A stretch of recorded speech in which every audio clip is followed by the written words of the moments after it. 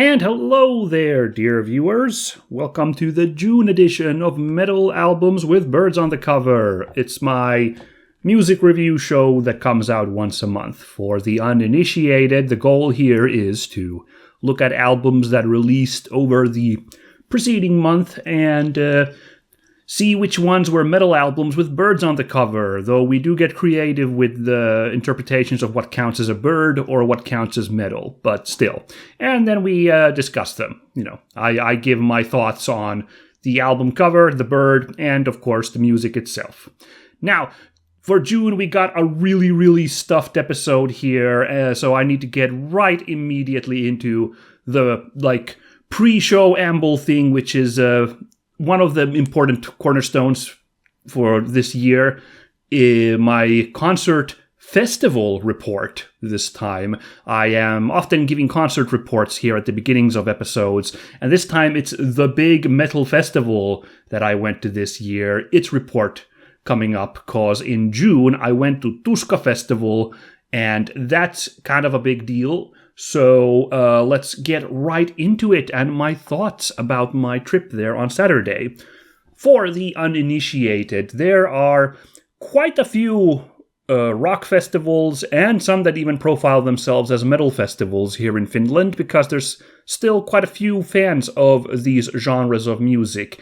And Tuska is, or as a fair amount of folks abroad want to say Tuska, which is really fun too. I don't mind that at all. It is a real mainstay cornerstone of the scene. I think it started already in the 90s. I'm pretty sure in the late 90s was the first Tuska festival. My first festival that I attended was in 2004, and it was already a cornerstone, an established foundation of Finnish metal music. To be entirely fair, there's also a fair amount of critique about it being the big blah mainstream metal festival, that there are more, smaller scale with more interesting band options available. And, I get that. It's the biggest name, so it ends up drawing the biggest and some would say safest bands. I don't think that's entirely true. There's some names that are big only inside the metal scene. I didn't see them, but Blood Incantation was playing on Friday, and that, even though Blood Incantation is really huge, just blowing up in the metal scene, and I think it's penetrating outside of the metal scenes with that documentary movie thing they made, I'd still say that it's not exactly something that's gonna perk up people outside of these circles.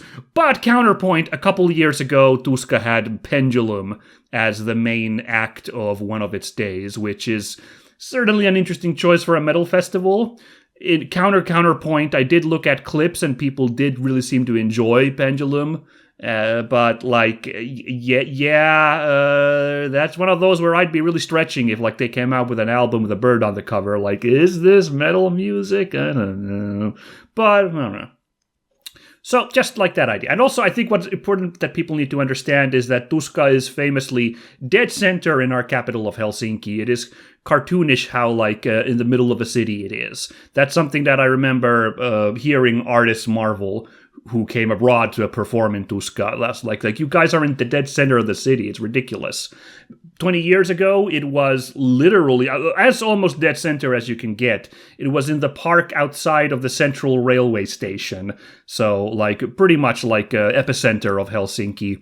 It became a little too big for that over the years. So for the last decade, actually getting more than a decade, I'm pretty sure. It's been in the Suvilahti area, in this old factory lot area, which is still 10 minutes from the center by metro. So it is an urban festival that's, very cool in my mind that can still happen here in Finland. I think that's one of those unique to this scene around here, that you can pull off something like this around here.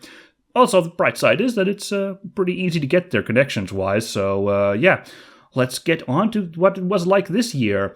As I mentioned, if you've been listening to all the episodes throughout spring, I was planning on going there on Friday, where Megadeth would have been the main act on their farewell tour, but some logistic reasons, and also wanted to be there, with my nephew who really wanted to be on Saturday, and other stuff came up. I was like, okay, let's just move it. I'm not going to be there on Friday. I'll take Saturday instead. And thankfully, apparently, Megadeth is not going away after all. I'm pretty sure they've done a huge switcheroo, but the official word is that everyone's misunderstood and this isn't a farewell tour. So I was kind of hoping maybe if this is their last festival gig, they'll still do a solo concert arena gig here in Finland, and that's looking even more likelier now that apparently this isn't it for Megadeth? ? Whatever. Other cool bands on Friday would have been Loudness from Japan and Skindred from Wales. Now, Loudness I've seen once, which is I was like, yeah, I can live without seeing Loudness again. But on the other hand, they're really cool, so I would like to see them again. So, Skindred I've never seen, and I really love their reggae metal. And I've looked at clips already that have come out from this year's Tuska, and they looked like they had a great concert. So I'm still hoping that they'll drop around some other time as well. I think they've been fairly consistently in Finland, so hoping for that. And then, I was not there on Sunday either, the third day of the event. A little bit of a looser day, so, I don't feel too bad about missing out on that day. Stamina was there, Soilwork was there, Tarot was there, Amorphis was there. All of those are cool bands. I've seen all of them once before at least, a couple of them several times, so it's yeah, I can live not seeing them again. The big ones would have been Malevolence and Bring Me the Horizon with this 1-2 punch of metalcore. I've never seen either of them, not even Bring Me the Horizon, and I have warmed up to that band over the last few years, so I would have actually enjoyed that quite a bit, seeing them take the stage. The weird thing is that Bring Me the Horizon was already in Tuska a couple years ago already as the main act, so I'm surprised that they rebooked them again this soon. Maybe they had trouble finding acts. This is idle speculation on my part, no idea. But if that's the case, I guess I can look forward to seeing Bring Me the Horizon in a couple of years when they inevitably take the main stage once again, I guess. I don't know. But let's focus on Saturday, the day that I actually was there with my nephew. It's the longest day. It starts up already at 1:30 is when the first band start. We were not there that early because didn't want to rush in the earlier day. We wanted to take our time getting ready and heading there. So we did not see the first couple of bands. Melrose Avenue from Australia would have been bringing authentic Australian metalcore. Would have been nice because I've never seen an Australian metalcore band, and I keep joking that they're the promised land of metalcore, but oh well. And Balance Breach was a Finnish band which ended up replacing the Callous Dowboys, who had to cancel, which I would have liked to see the Callous Dowboys. They're a really weird band, but weird in a fun way, also transcending core to some real weird music. But yeah, they had to drop out, so I was like, nah. So instead we showed up a little bit later there. The conditions were really good this year. I looked at some clips at the earlier day on Friday. It had gotten quite rainy, but on Saturday, the rain ended early in the morning, and by the time we came to Tuska, it was nice and sunny, but it wasn't swelteringly hot, not even for Finland. Now, to be clear, I've read about the horrifying reports about how ridiculously hot it's been, elsewhere in Europe. Here in Finland, it hasn't been anywhere near that close. However, here in Finland, we're a bit of pansies with the heat, so even if it gets to 25 degrees Celsius, it starts getting a little hard for at least a portion of the populace, although there are fans of summer as well. But but the day, or on Saturday, it wasn't even that hot in Helsinki. It got to 22 degrees or something. However, with the sun out and no cloud cover, I am a guy who bakes easily, so it was still quite sweltering. I was like, oh boy, all right, this is going to be a ride. Haven't done this in a while. I spent copious amounts of sunscreen there, to survive the day, and I did not get burned all that bad, so all good in the end. But yeah, great weather for that on Saturday. Great arrangements. The tickets were super easy to get this year because they had in the neighboring shopping center they had taken over an entire little shop booth there. So with several people handling the bracelets for entry. So it was very easy. Just walk in, get that, walk outside and into the show area. And I thought arrangements inside were really good as well. They have 4 stages there, one of which is in a actual factory building, a tiny little club scale stage, which I did not visit this time at all. None of the bands either were interesting or were at a time where I wasn't, after something more interesting. So yeah, did not take a look inside there this year. But then there's 3 stages outside, of which I was impressed by the 3rd stage in particular. When I was in Tuska a few years ago, it was quite a tiny stage. It definitely had the energy of this is for when there aren't people on the main stage, like a little tiny little side act thing. But this year I feel like they built a much bigger stage, something that could have easily passed off as a main stage in past years.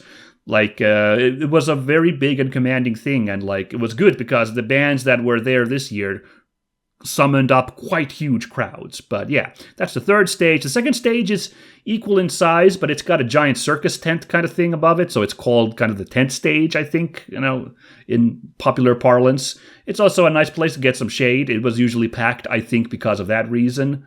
I think the acoustics there are a little bad. I don't know if it's just that I'm always putting my earplugs on badly when I walk in there or not, but I feel like it is muddier, the sound inside that tent, so it's downsides on that. And then the main stage, it's a gigantic stage over to the side from these other ones, so, standard fare. I was immediately disappointed by the t-shirt arrangement when we were we got time before our first band, let's take care of buying shirts right away. There was one band on the main stage playing at that point, the Finnish act Hokka. I'm not familiar with them. I think they're getting radio play right now. They're easy alternative metal, big emotional stuff. It sounded okay, but I was only listening by one ear while I was lining up for t-shirts. So I, didn't really pay attention. Not my interest. The only Finnish band that I listened to this year, funny enough, everybody else was from abroad somehow, ended up. There was a really good draw of foreign bands this year, apparently, because that, casual listening to Hokka was the only one, so funny. But yeah, the damn t-shirt booth. I would have wanted a Trivium shirt or a POD shirt. Either of those would have been nice. And my nephew really wanted a Kublai Khan shirt. All of these were bands playing on Saturday, and all of them had apparently sold out already on Friday. So I was a little bit flabbergasted. And my nephew was downright apoplectic because he had really been looking forward to that shirt. Now, I got a lot of shirts, so I can live without getting another one, but I was disappointed too. I saw people with really cool Trivium shirts. I would have really loved one in this case, so yeah. I don't know what happened there. That's crazy. It's a shame, I guess they gotta that they start selling the shirts already on the first day of the event. But the fact that they could sell out stock before even the day of the actual band, what a kick in the nuts that was. So yeah, on the plus side, it did not take long to line up this time. A couple years ago, I was in Tuska and I was unable to get a shirt because I stood in the line for an hour and it never moved. It moved so painfully slowly and the line stretched out into the actual crowd of the main stage. And it was awful. And I had to step out so I could go see the band I wanted to see. I don't know what was going on that year, but they've at least fixed that, so that's good. But the t-shirt situation, very sad. But now we actually get to finally the bands that I saw. The first band on the 3rd stage I went to go see, Majestica. That was a nice warm-up for that day at Tuska. They're a Swedish power metal band with Joel Johansson, I think his name is. Let me really quickly check that I'm not blowing smoke out of my unmentionables here. He is no, it's Tommy Johansson. My apologies. Yes, he's a former member of Sabaton. This is his new power metal project. It's kind of high-flying, fun, positive vibes, power metal, like really blazing fast and high vocals and like some like goofy, like feel-good energy on the playing. So I was like, hey, I've listened to like a couple songs from them, thought that's cute, so might as well listen to them live as the first thing I see on that day. And I thought they were fine. Tommy Johansson, the lead guitarist / vocalist, was definitely like having a good time, and definitely caught the attention of the crowd there, who also was receptive. They got like a little bit of a mosh pit spinning there for them. So I think it was an all right opening. Like they started with the title track off their new album Powertrain. So starting off with the most familiar song, because that's the one that I remember from them. Okay. Then there was a bunch of songs that I don't really recognize, but it was nice, easy listening, like I mentioned. The second to last song was this kind of Irish jig kind of thingy song. It kind of had those vibes, and it actually did get like a bunch of people in the crowd like dancing and hopping along. So like mission successful, I guess. Like they engaged the crowd successfully. I wouldn't say it was super interesting though. Like that's about all I got to say there. But good like kind of opening act, I would say, or not, for me, opening act again, like early day act. I would say it was a good set from them. Just fun stuff to listen to there. Well, after that, there was a band called The Plot in You playing the main stage, and that was, for today's theme, a metalcore band. I've already mentioned Melrose Avenue played that day, and now these guys, this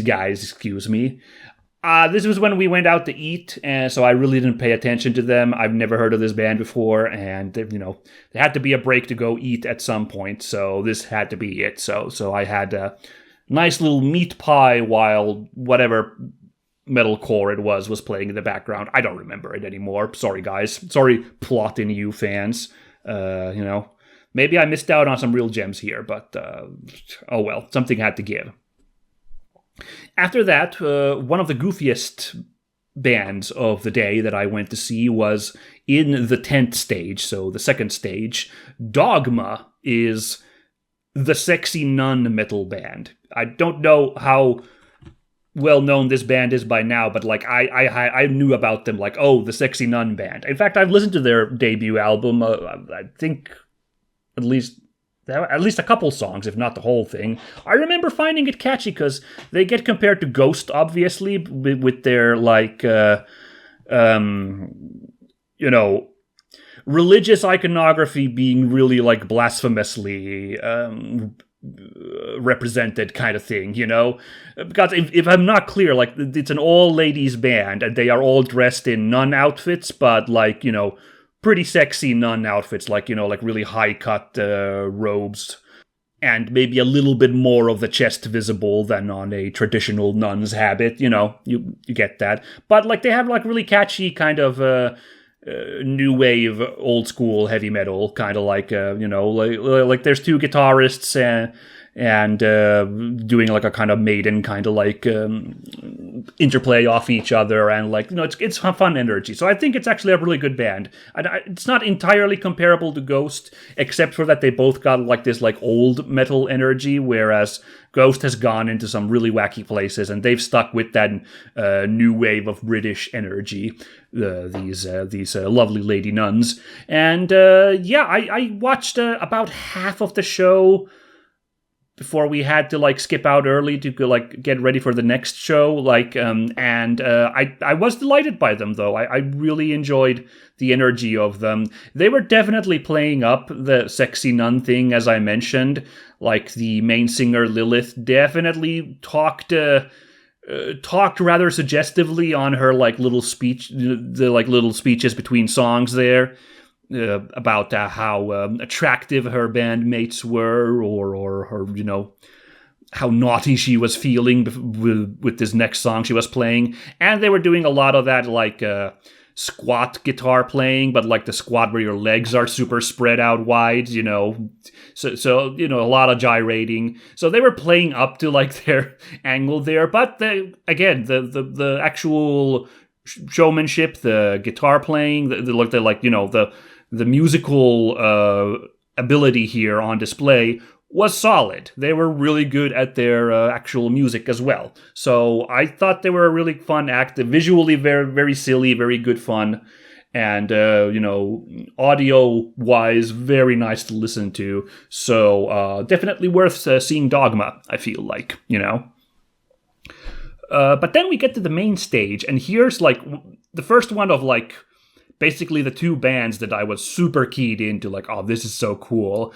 We rushed there and to get ready for POD, straight from California, coming here. Very famous alternative metal band from the early 2000s. I mean, they're older than that. They're already like the early 90s.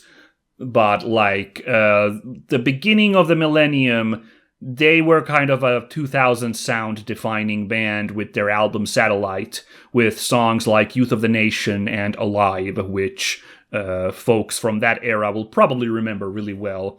This was their first ever gig in Finland, so that was exciting. And, like, I don't know, like, I'm getting at the point where I'm nostalgic for the 2000s as well, so this stuff is 25 years old at this point, their, like, breakthrough album Satellite, as mentioned. So I thought it was fun getting to see POD jam there. And I wasn't sure how well, like, am I the only guy who feels this way, or is there an actual crowd for folks here in Finland for POD? I don't know. But, like, they definitely immediately captured the crowd, like, when they came jumping out with an immediate, like, banger off of Satellite. They played Boom, which was a song that I would have been super looking forward to. So that was the first song that they came out. So I was, like, pretty primed, like, oh my god. Like, and they came launching out with real high energy. Like, the main singer, Sonny Sandoval, is famous for his gigantic dreadlocks that dangled, like, down to his knees at least. And he was, like, age had not slowed that guy down. He was going nuts on the, like, the stage with those dreads just swinging about as he was feeling it. And I gotta say, I'm not super familiar with POD after that, that one classic album. I have not kept up with them all that much. I've heard a couple songs from just a couple last years, which they did play. They played the one that's the top of every mountain is the bottom of another, which is a nice hard-hitting song. I don't know what that's called, but yeah, they did drop that there. But what's interesting is that they really have evolved into a proper nu metal band, not just like easy listening kind of alt metal, alt rock. There is like a real ferocity now in like a lot of those songs. Like very much the second song immediately like was a very punchy, hard hitting song that like also I think was great for warming up the crowd. I think like that switch of energy to like hear some real intensity was great for getting the folks into it. So I would say Sonny Sandoval is quite a charismatic guy. He had like some real fun speeches between songs that like I think people really warmed up to. They had a goofy like aside hyping up Finnish blueberry juice, which they had been smitten by here on their trip to Finland. And I don't know, like, I get it. Like, if anyone, pro tip, anybody coming to Finland, do ask for blueberry juice when it's available. It's one of Finland's hidden gems, I think, in terms of product. The blueberry juice made here is really, really good. But I thought it was funny that they just brought that up out of nowhere. But I think that kind of also describes the kind of good vibes energy. Like, despite like some real intense nu metal that the band was really throwing itself into, there was like a lot of like like peace and love and care about yourselves energy that they also imparted, with their like catchier songs and their like real heartfelt speeches, and I think the crowd was captivated by that. By the end, they kind of wrapped up with the obvious hits, and like that definitely was the right choice to wrap it up. Youth of the Nation was, I don't think it was the second to last. It was like the third to last song or something, but that one, of course, everybody recognized. Folks in Tuska are old enough to recognize Youth of a Nation, so people really enjoyed that and also recognized that it's a pretty dour song. So like it's bad vibes because it's about like it's about school shootings among other things that youth struggle with. So it was like a little bit like a mood went down for that appropriately. My nephew was apparently in the mosh pit and told me that everybody slowed down to have like a very slow pacing kind of more vibing mosh pit rather than actually running around for that song. So that was fun. And like, of course, they ended on Alive, their big breakout hit. And that's a great, again, just like cap it with like a real feel good, like just feel happy about life kind of song that like I was feeling it. I was super into it. So were the people around me. By the end of it, like, you know, I think people were really happy with it. I can testify that a person next to me after, like a person I do not know next to me once they were all said and done, just hyped up to me how like great that was and like how, you know, how good the like atmosphere there had been. And that is like, you gotta work hard to make Finnish people so hyped up to like be willing to talk to a stranger to share in like a moment like that. Like getting a Finnish person to open up to a stranger about their experience is very, very difficult. So well done, POD. That was a great first effort from them here in Finland. So and clearly there might be an audience for a return for these guys. Who knows? I don't know. Well, after this, we had to take a break. Like, POD, like, really, I gave it my all, my nephew gave it my all, and before that, they've been already running around vibing with some of these bands, so at this point, something had to give, so we slowed down and took a break a little bit, which is too bad, because they're all three bands on the other three stages were interesting. Survivor Zero is a cool Finnish death metal band that was in the indoors cult stage. I've seen them once before, so I was okay. Another like real intense deathcore band, Paleface Swiss, was on the third stage, which my nephew would have been super hyped for. I don't know them. I've never heard of them before Tuska now. But they had a giant audience with a really big mosh pit, and I've seen clips of a really big wall of death, and they seem to be a big crowd favorite, because I had heard some acquaintances of mine talking specifically about this band as well, coming up for Tuska. But not my wheelhouse. Instead, in the 10th stage, Rivers of Nile was playing, which is a surprisingly cool American technical death metal band. It's not exactly my scene, but for whatever reason, I've heard a couple songs from Rivers of Nile, and they seem pretty cool. So I would have liked to have seen the whole set, but again, as mentioned, this had to like take a break and slow down a little bit, so at some point, we only went over there and we only heard one song. We came in as they ended a song, and the band's saxophonist started a little saxophone solo, because this is a technical death metal band with a saxophone in it, which is awesome.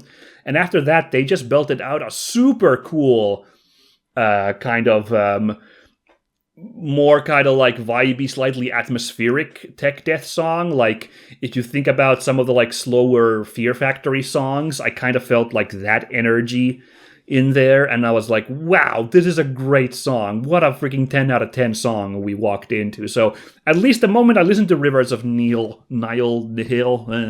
like I was like, well, that was great. I got what I needed.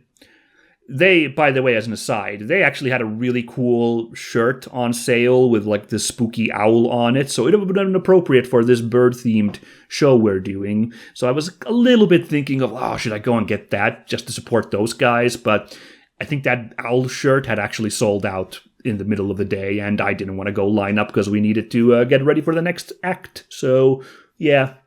But Rivers of Nile, I have to keep my eyes open if these guys come back to Finland. at some point. I would, at this point, be willing to go see a full set from these folks. They seem like a really interesting band. Right. Okay, 2 bands left to talk about here, everybody. So on the main stage, the thing I've been looking forward to the most, Trivium, a legendary classic metalcore band from the United States. I have seen Trivium once before in, I think, 2005 or 2006. They opened for Iron Maiden on the A Matter of Life and Death tour, so I got to see Trivium that time, and, I've been a lifelong fan of the band, and basically it's been way too long since I saw them again, because that time I saw them with Maiden, they only had 3 albums out, and they have come out with such incredible albums after that. Shogun and In Waves came out like immediately after that. I'm a big fan of Vengeance Falls, and oh gosh, I don't remember the later albums as well anymore. I know individual songs, but whatever the name of the album where The Sin and the Sentence is from is also a really solid one. I think that might be the name of the album as well, actually. The point is, after 20 years of not seeing Trivium, it was long overdue for me to see these guys. And yeah, it was such a good band. It was such a good show. It was my favorite show of the day. Like, it was so freaking cool when they came in, the Trivium guys.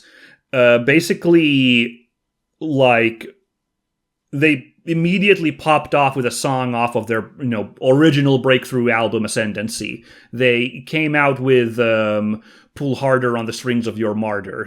Basically the song that I maybe first ever heard from Trivium. It was either that or like Light to the Flies, one of those two. And I was like, oh my god, this band is cool. Teenage me. So like, okay, I'm hooked. If that's the first song you're gonna play, all right, I'm game. And I was super into it. And the band, well, it's funny. Matt Heafy, the vocalist, guitarist, the brains of the heart and soul of the band, he's a stand-up guy, and he's also incredibly charismatic. Like, he was like so into his playing because he just loves music, as far as I can tell from all the interviews I've seen of the guy. He was super into performing, and he like really, really just connected with the crowd immediately, and you could tell like at times he would like be like smiling and laughing to the crowd, like if they responded, but then he'd be pointing at the crowd and like looking real stern to like be like, like, come on. Like, he didn't even need to speak into the like microphone. Like, his like just like emoting, you could like feel like how he's like commanding the crowd to like warm up for like this next part, and it was great. Like, it was solid. The other band members were solid too, but I gotta say, they were, let's say, more like professionals, okay? They were way more into just like let's just play this music and like sing our backing tracks and get it done. That's the energy I got from the bassist and the other guitarist. I didn't see the drummer as well. And I don't want to besmirch them. They played really well. Like, the playing was on point. But like, it was funny. Like Matt Heafy is just feeling it the whole concert, and the other guys are like, well, this is what I'm here to do. So let's just get this song played. Like, not a lot of playing the crowd from those guys. It's fine.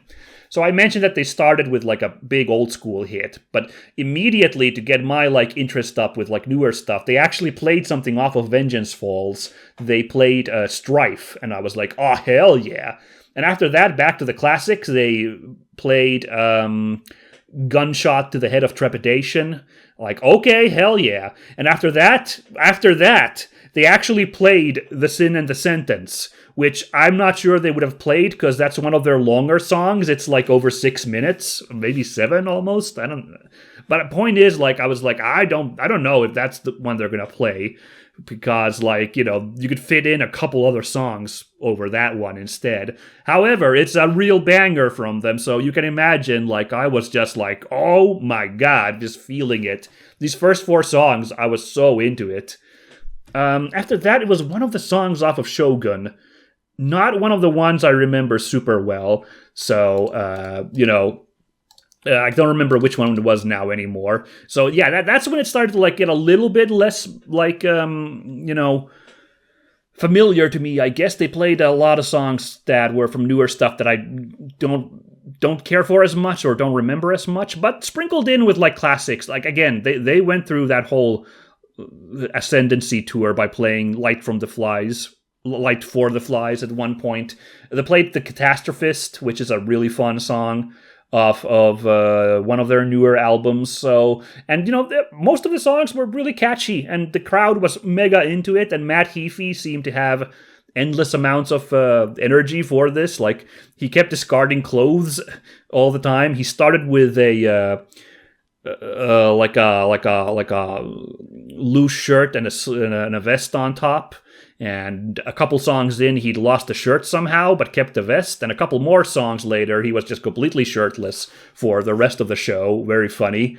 And at some point, he also lost his shoes, although he may have come, like, barefoot from the beginning. I'm not 100% sure. But yeah, it was so great. And it ended perfectly because they played in waves, including the intro track, Capsizing the Sea, building up to, Matt Heafy calling for everybody to crouch down, everybody to just get down to the ground, and then In Waves explodes, which, that's the song I was most looking forward to, probably, to hear, that I had never heard from them before, and, to save that for the last song, perfect, no notes, 100% great way to end the show. The crowd was so on fire once that launched. I was on fire. It was beautiful. I love it.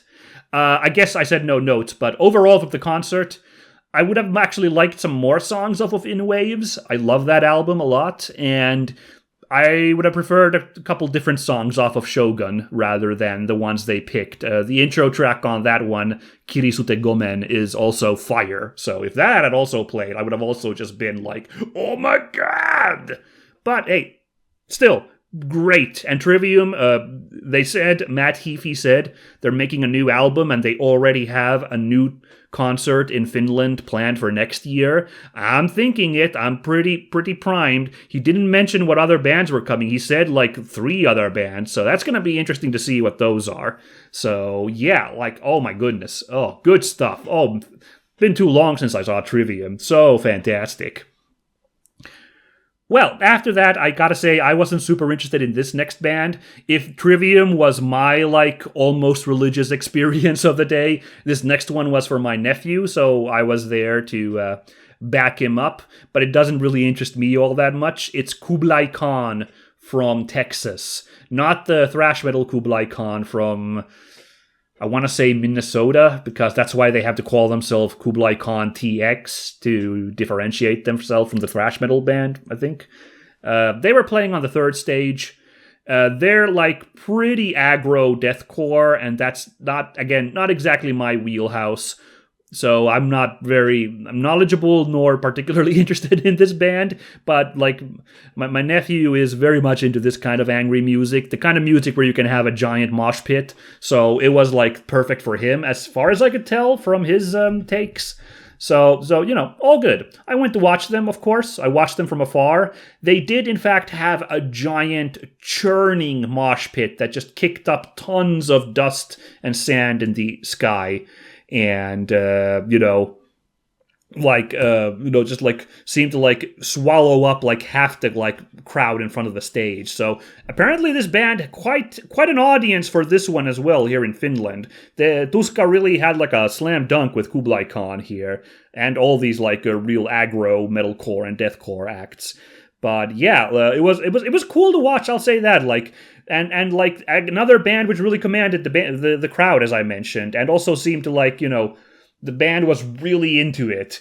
The main singer, something Honeycutt, I forget his first name. Mr. Honeycutt, we'll call him. He's quite the character. He's a big buff dude in a tank top with sunglasses, and he's got you don't really hear it obviously in his singing, because he's singing some really angry, harsh vocals, but in his speeches he really brings out a little bit of a Texan drawl there, and he loved to hype up his home state. I was actually kind of cute in a way, that the way he brought it up, and I love that he constantly called the crowd baby. Like, that was his go-to, like, reference. Like, he'd just be like, oh, let's get real here, baby. Oh, man. Hell yeah, baby. Like it was so cute. A little freaking Johnny Bravo up there, like basically if Johnny Bravo got into deathcore, very very fun. Like I can't deny that this band is fun to see at least. The music again, it's not what appeals to me, but as a live act, certainly fun to see Kublai Khan. So I don't mind at all seeing these folks here. Also, their first time playing in Finland, much like POD, and they seem to love it too, and the crowd loved them, so altogether a smash hit. At this point, we were pretty much done. I'm a tired old man. My nephew is younger, but he went through so many mosh pits that he was also pretty much done for the day, so we did not stick around for the actual main act. The closer of the night was a band called Bad Omens, and I've never heard of this band before, it was announced for Tuska. And that's really rare, actually. I was a little surprised, like, oh, interesting. Like, usually the main acts, the headliners, are always big enough names, just legends or, rising superstars that I'm aware of them. I guess I'm starting to be old enough and out of the loop enough that a rising superstar like Bad Omens has missed me, so, oh well. We listened to 3 songs from them while we were catching our breath from Kublai Khan from the sides, and I saw a little bit to the stage.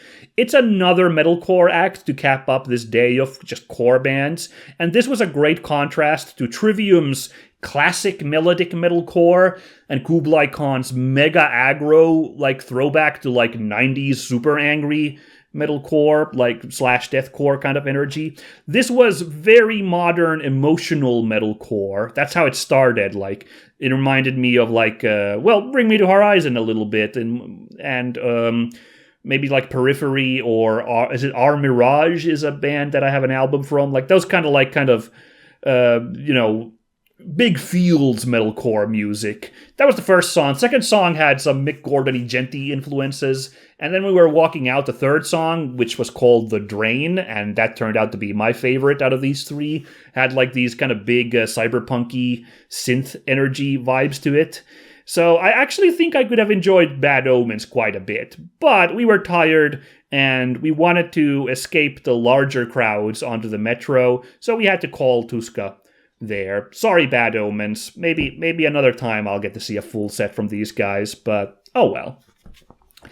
And that concludes, mayhaps, the most important live report, music report thing I will be doing this year. The most high-profile thing, Tuska Festival.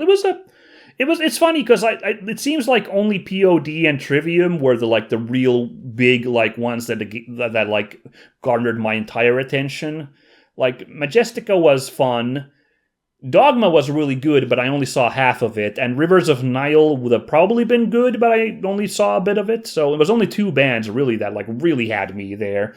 But I'd still say it was a successful festival. I had a really good time. So, yeah, good Tuska. They've already announced a few names for next year. Maybe we shouldn't be thinking about a year from now already, but I might as well already mention that Children of Bodom, which has now been resurrected with Sami Elbana on the vocals and guitars. They're going to be headlining next year at Tuska, so that's cool. That's really, really cool. And Lorna Shore is keeping the deathcore thing going to be the other headliner that's announced. Their last album actually surprised me. This is really listenable, the Everblack, whatever it is called. I was like, I might actually get into this. I know Lorna Shore is memed on as one of those big goofy deathcore acts. They seem to be a little bit of the punching bag for more traditional metal circles, emblematic of what deathcore is nowadays, but count me as actually kind of interested by that last album. I was like, that's kind of cool. And out of the other 8 bands that have been mentioned, Gaia from Portugal is also going to be there. And they're really cool, modern, kind of post-blackish black metal. A very cool sound. So already looking good, Tuska, for next year. We'll see. We'll see if there'll be a similar report coming up. But oh my god, I've been talking for 45 minutes here. This is the longest preamble we've ever done, and we still got a ton of albums to go through. Oh my god, it's going to be our first over 2 hours long episode. It's likely. Yikes. So, I hope you guys enjoyed the Tuska report, and hope you guys have been able to, or will be able to, enjoy some lovely live music this summer as well. And I hope where you live, you can survive the heat, because this year appears to be really bad for the Northern Hemisphere. So, yeah. But for now, let's get on with what this show is about. Here's a whole lot of metal albums with birds on the cover. Let's talk about them and what I thought about them. Please enjoy!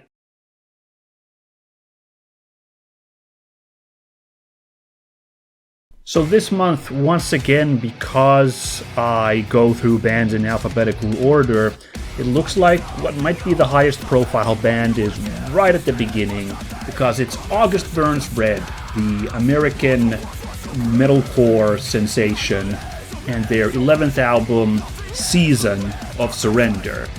Certainly I've heard August Burns Red's name, because it's a pretty big name in modern metalcore, and is cited in the field, but I haven't actually had a chance to really listen to them all that much, so I'm fairly new to this band itself, but hey, better late than never. This album cover, the birds are pretty easy to find because they're the jet black silhouettes. Not sure what birds they're supposed to be. Could be a lot of options, but they're there on the branches of that tree right there in the center. Because this is a very abstract-ish image, very just geometric shapes, even if there is a tree in it.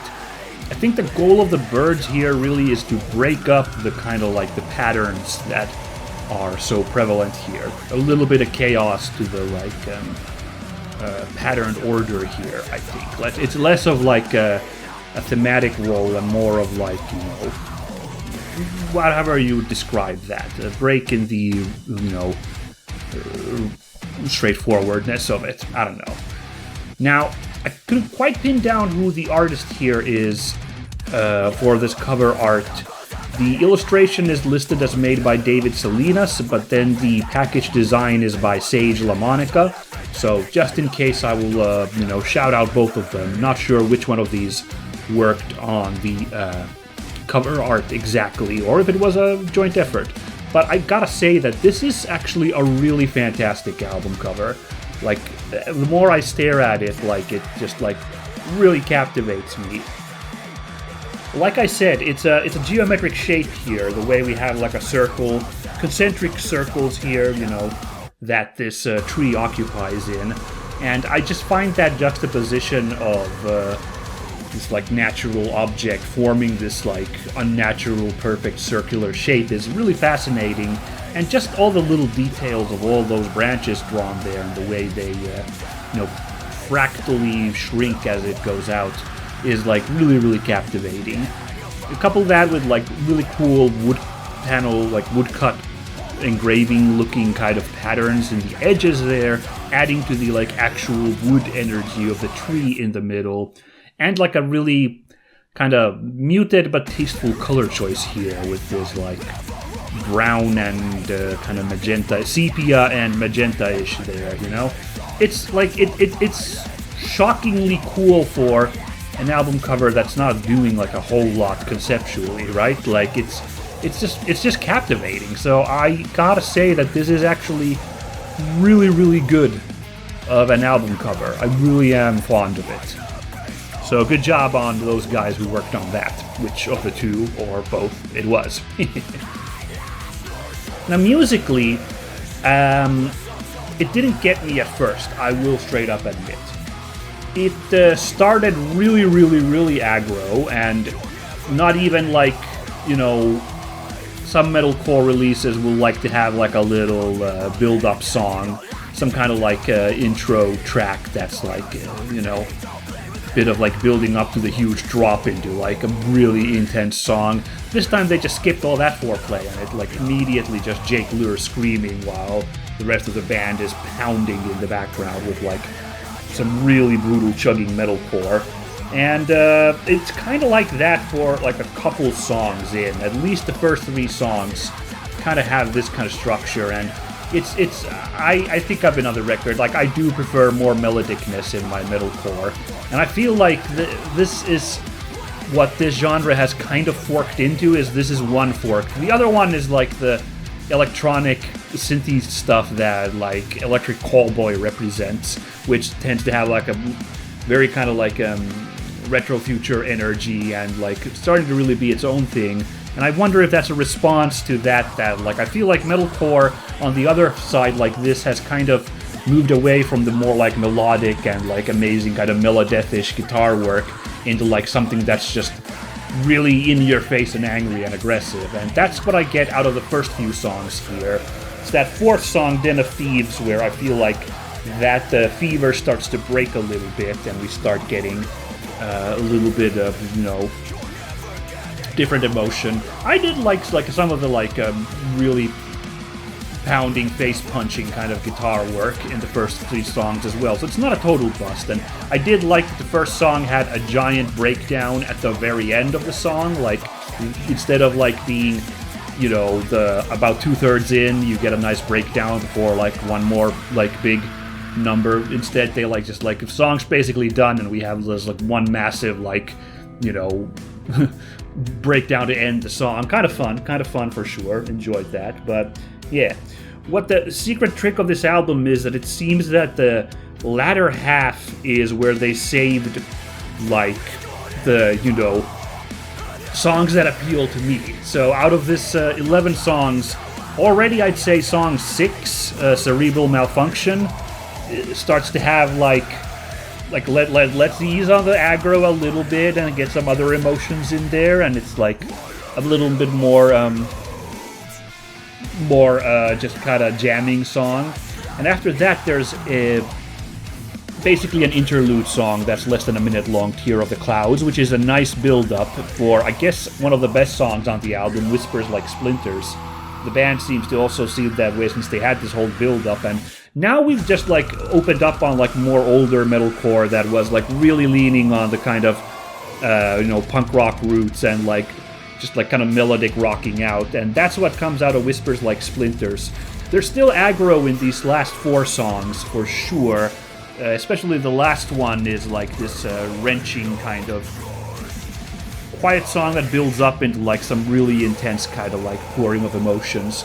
But like in between, there's like some amazing kind of work. The second to last song, New Horizons, dare I say, is a fantastic song with just tons of cool riffs switching from one to the other, and like just like a really jamming energy to it. So it's kind of funny, like they saved the more punk rock influenced tracks for the very end, and I guess that's cool. They ended on a high note, so I had a good time basically by the end of it.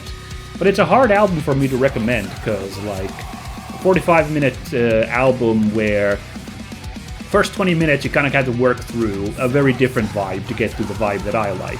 Or on the contrary, I suppose if you're like this more, you know, malevolence-oriented, like very, very intense one, then I guess you have like 20 minutes of that, and then it goes to like that goofier punk rock energy for the end. So yeah, it's a fascinating like duality on this album. If both of those facets, you know, appeal to you, then this album's an easy recommend. Otherwise, it might be better to pick out your choice songs out of this, like I'm probably gonna be just listening to the last couple songs slipped in here. So, you know, do consider it still.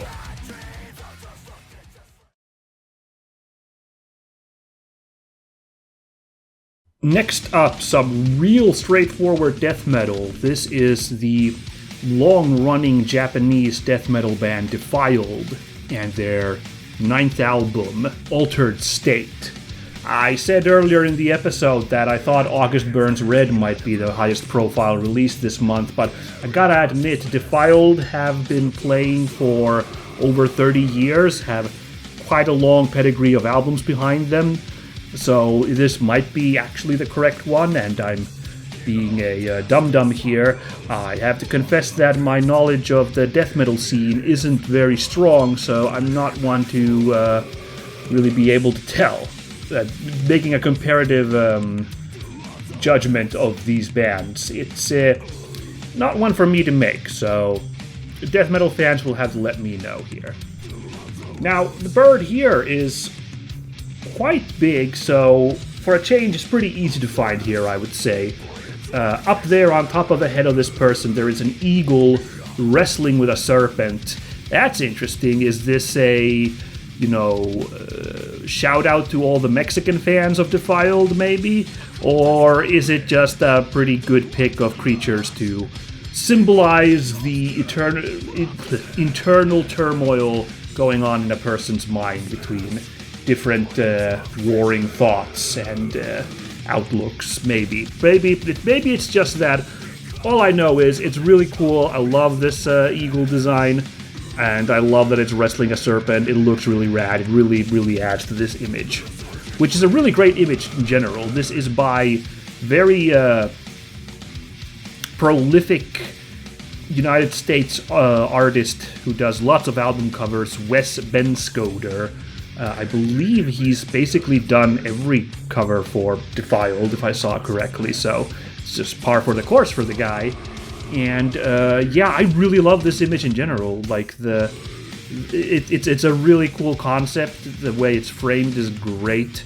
The dichotomy between this tranquil face and then this like exploding scenery of like violence and turmoil, kind of symbolizing a person's inner turmoil. It's a really cool concept, and the color work is really beautiful. The only thing that really surprises me is that for such a hard-hitting, straightforward death metal album, it's kind of a weirdly introspective image, right? Like, it's not going for the obvious skulls and violence and maiming and blood and gore or any of that. It's going for something a lot more thought-provoking. And, also for death metal, I'd say the color scheme, its pastelliness is so muted. It's also kind of an interesting choice. But, I don't know. Ultimately, I think its starkness, of course, does match death metal vibes, and the beasts fighting each other is certainly thematically on point. So, I'm not saying it's a bad album cover, even from a concept. It's just a little bit surprising. So, there you go. But yeah, a really great one. I really dig this one. Now, musically, they don't waste time just coming at you. Like, I was like wondering, like, okay, so I can tell this band is real straightforward old school death metal. Is there going to be some sort of, some kind of build-up before we launch into it? Nope, just machine gun drumming right away in the first song, Dazed in Blindness, and launching into a really juicy, sawtooth pounding guitar riff. So, alright, that's fine. And it's 3 minutes of, like, real intense, impressive, classic old school death metal with, like I said, like, intense guitar work and, like, pretty good, like, growly, guttural vocals. Very, very well done on that front. And that continues for 43 minutes, where they fit a grand total of 14 songs.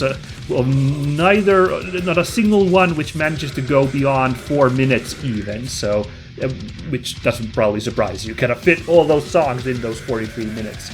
So, it's, like I said, I am in a way really impressed with this album.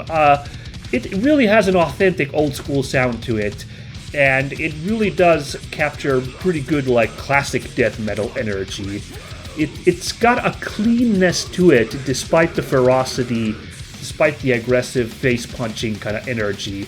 It's got a clarity to it that, like, gives it, like, a lot of strength to it. Like, the guitar playing, the drumming is super clean, the vocals are pretty sharp despite their gutturalness.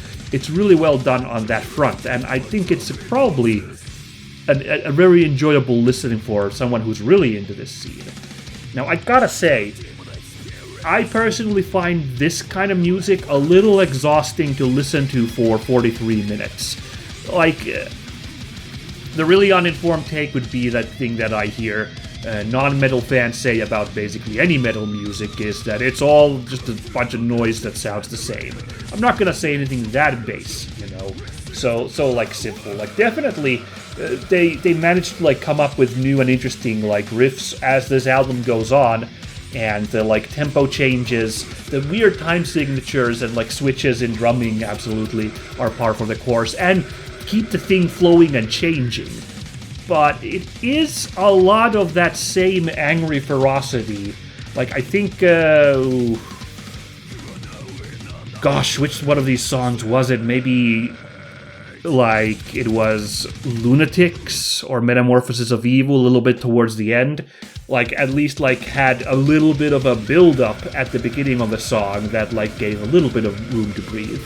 And, yeah, like, it's impressive, but it's a little hard to listen to, like, this kind of, like, this tempo just go on and on and on for 43 minutes, just constantly switching up gears with, in the songs with weird time signatures, and outside the songs with the songs just constantly ending after a couple of minutes and switching to the next one. So it's still a little hard for me to like recommend this to someone outside the death metal scene. Again, the instrumentation is impressive, so I think it's still, like, for metal fans in general, you know, at least check out, like, some pretty cool work here. But as a whole, as an album, I don't think this one's a keeper for me.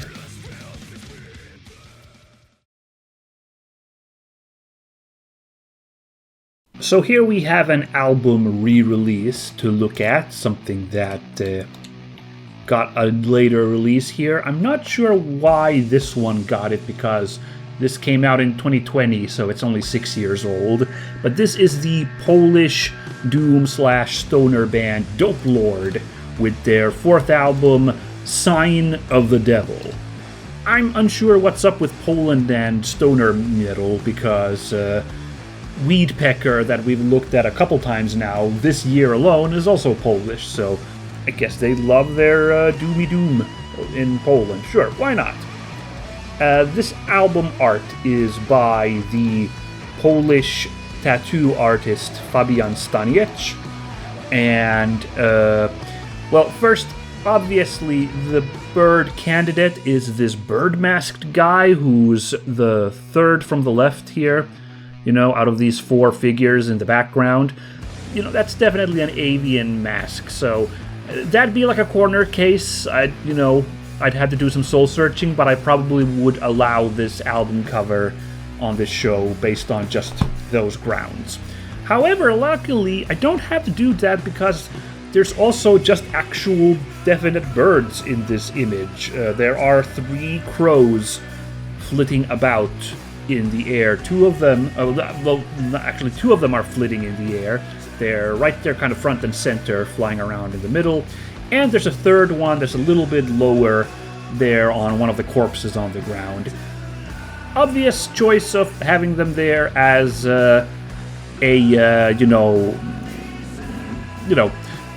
carrion birds. There's death omnipresent in this image, from the bird skull to the dead bodies, you know, the world being wasted away, there's skulls everywhere, and the birds add to that ambience. A classic use of carrion birds, why not? It's fine. And this image is really cool. It's kind of like a facsimile of a medieval image. Like, ultimately, it's, I think, technique-wise, more modern than medieval, but it's got that kind of energy of like a medieval kind of horror image. Like, let's depict this nightmare plague times, image. And like, it's fun seeing like this kind of cross-hatched, just black and white image. That's a very novel altogether. It's a pretty groovy image altogether. I mean, it's also dark, but it's enjoyable in that sense. Like, I think it manages to get the mood of this album perfectly. So it's a really solid album cover. I really do like this one. Now, musically, stoner metal coming your way. The first song is called The Witching Hour Bell, and it really sets the mood very nicely. There's just an incredibly chunky bass opening, just like a bass riff, like really low, just like setting the mood very down low, and we launch into some pretty distorted and chugging guitars. So it's pretty straightforward stoner metal. Definitely also like this teeters between pure stoner, pure doom, because the vocals come in and they're like very kind of Ozzy Osbourne inspired, so Black Sabbath energy is in there. Although, again, I'd say this is a little bit more of a modern sound.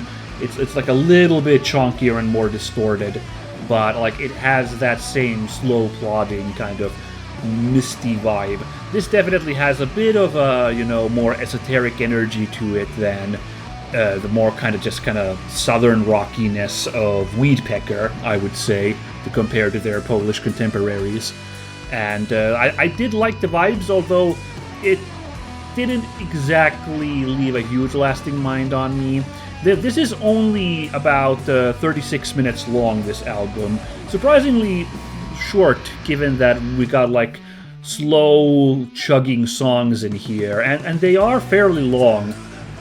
Not ridiculously huge, but like most of, like all of them are at least 5 minutes, except the last one that I'll talk about a bit there. And there's one 10-minute rock out in the middle there. And I mean, it's okay. It's an okay album. It's just a nice example of stoner music. It's ultimately, I don't think it has a ton of like interesting hooks in it, but the vocals are nice. The like massiveness of it is palpable. I do like the second song, Hail Satan, where the vocals are more actually harsher. Like this varies between that very like Candlemass / Black Sabbath kind of cleaner vocals and to like more kind of grimier kind of harsh vocals. And Hail Satan uses those to great effect. It's like a cool like dark song like that, but it has like a wacky rock out moment at the end, which like really lets the psychedelic side come loose. Like the stoner influences come through really nicely. So that's a nice little drop there. And I would also say that the final song needs a quick shout out. Headless Decapitator is the 6th song, because on other albums, it's easy to expect like kind of a softer, slower, kind of lingering song to be the final song. But because this whole album is, slow and plodding and chunky, instead for that final song, they decide to have just 1 minute and 30 seconds of like jamming. Like it's like this big rock out, like fast paced, like explosion of energy. So it's more of a catharsis at the end of the album. It's got like a real punk rock beat to it, but because there's still distorted guitars and kind of harsher vocals, it ends up having a bit of a Motorhead energy. And I gotta say, it was a really fun way to close out the album. So it's not really emblematic of what the rest of the album is like, but so like it's hard for me to recommend the whole album, but that final song was a fun little drop there. So yeah, it's very, very serviceable stoner metal. I don't think I'll be returning to this album, but I can't really say that I hated listening to this for 30 minutes either. Like I had a quite pleasant time rocking out to this.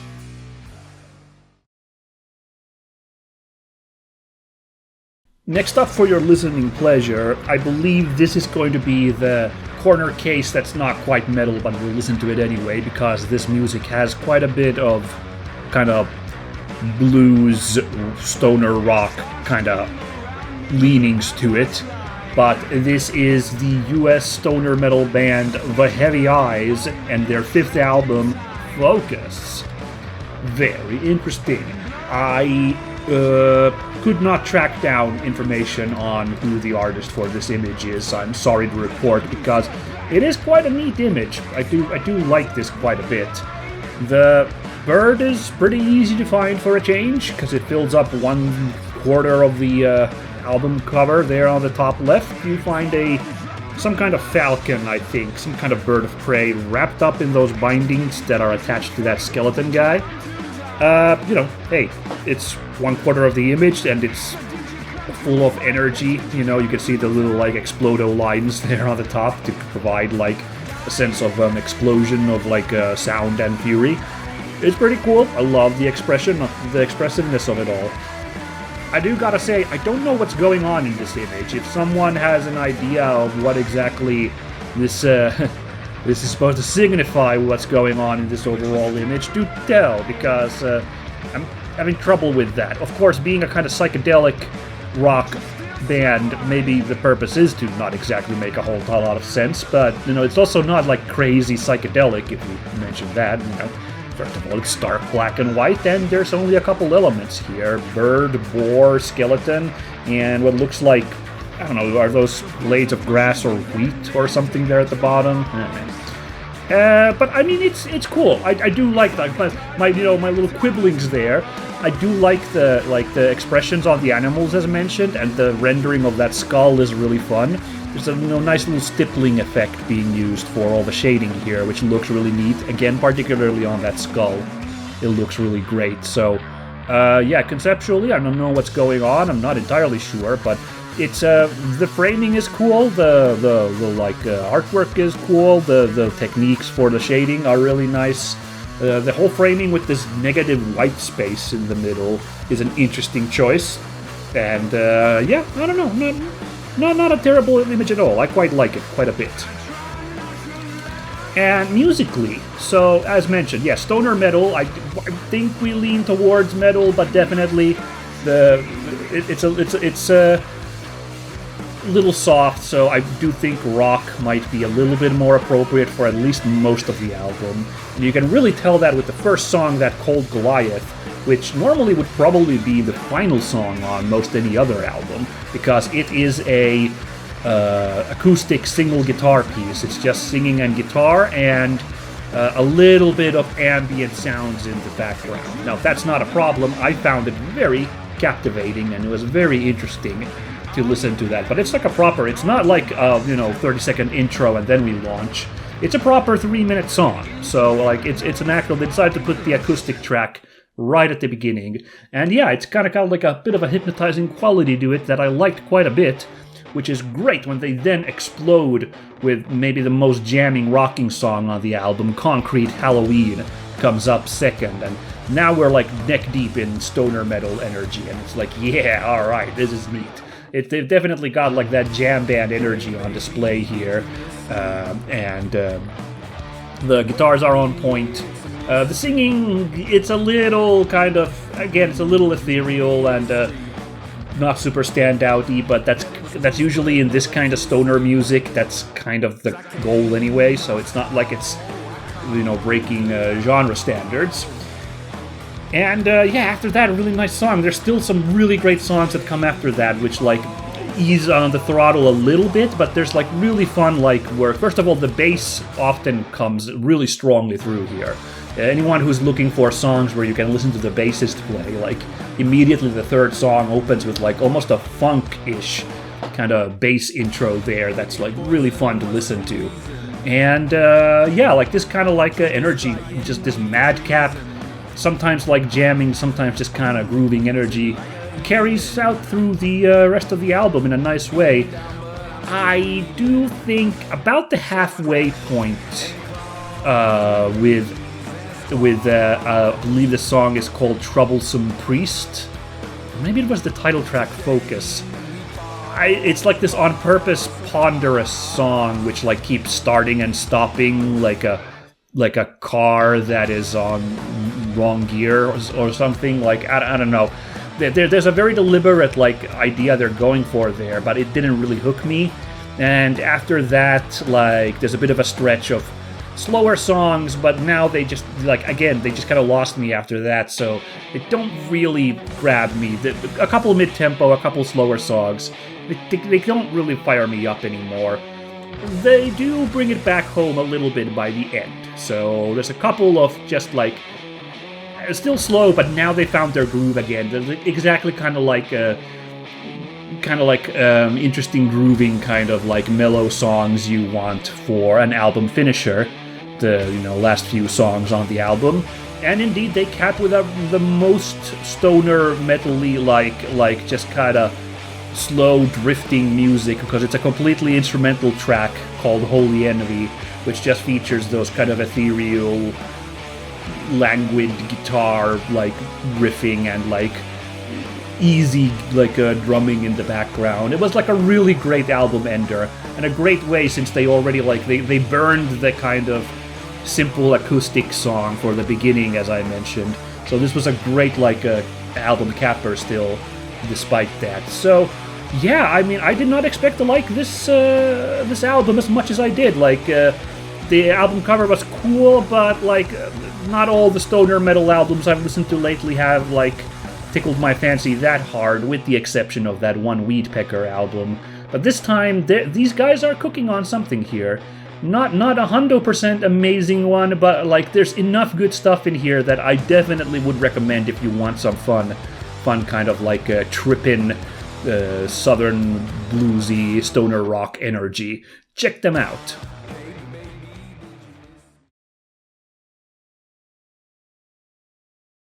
For our next serving, we have another album re-release, which is also a rather recent album at only 5 years old.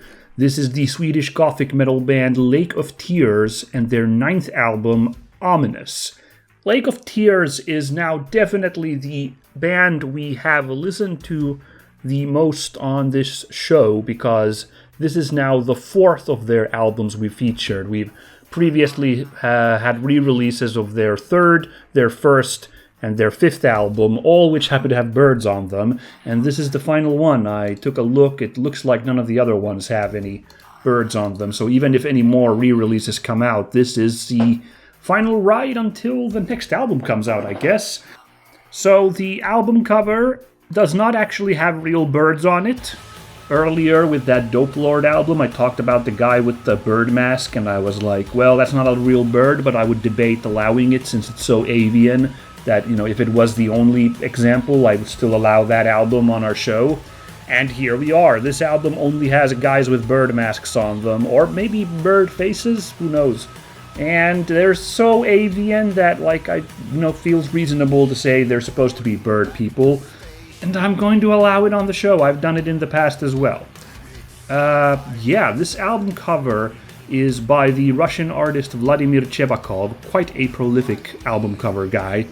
And this is a really great album cover. It's spooky, it's haunting.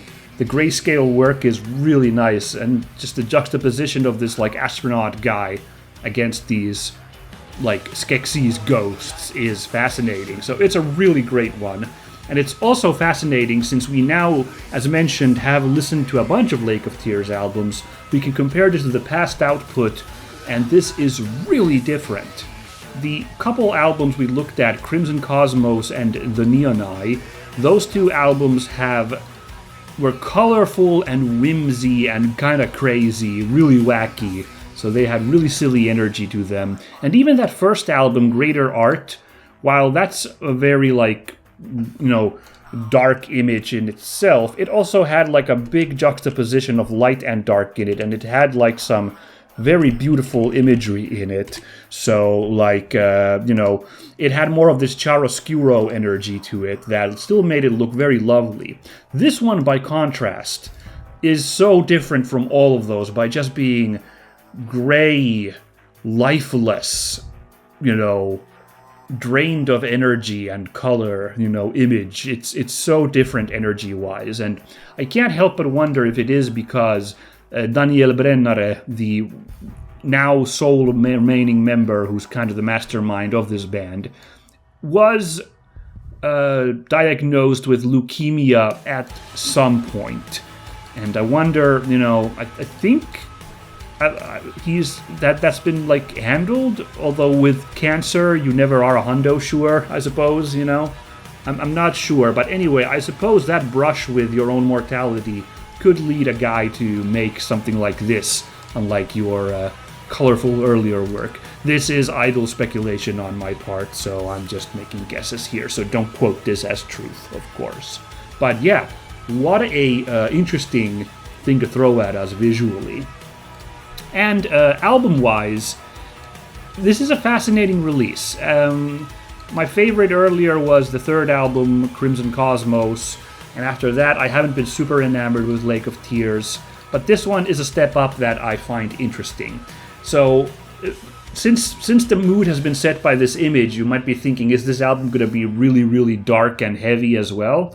And it hasn't gone super deep into being heavier, but there is a palpable sense of dread on this album as you listen to it. It starts out unexpectedly with big synth sections, very 80s, 90s kind of synth energy, so a little bit of a throwback, which leads to like an astronaut's narration about being lost from the station, before launching into, a gothic rock, but like it's really gothic this time. It definitely has like a downbeat vibe to it that you can sense.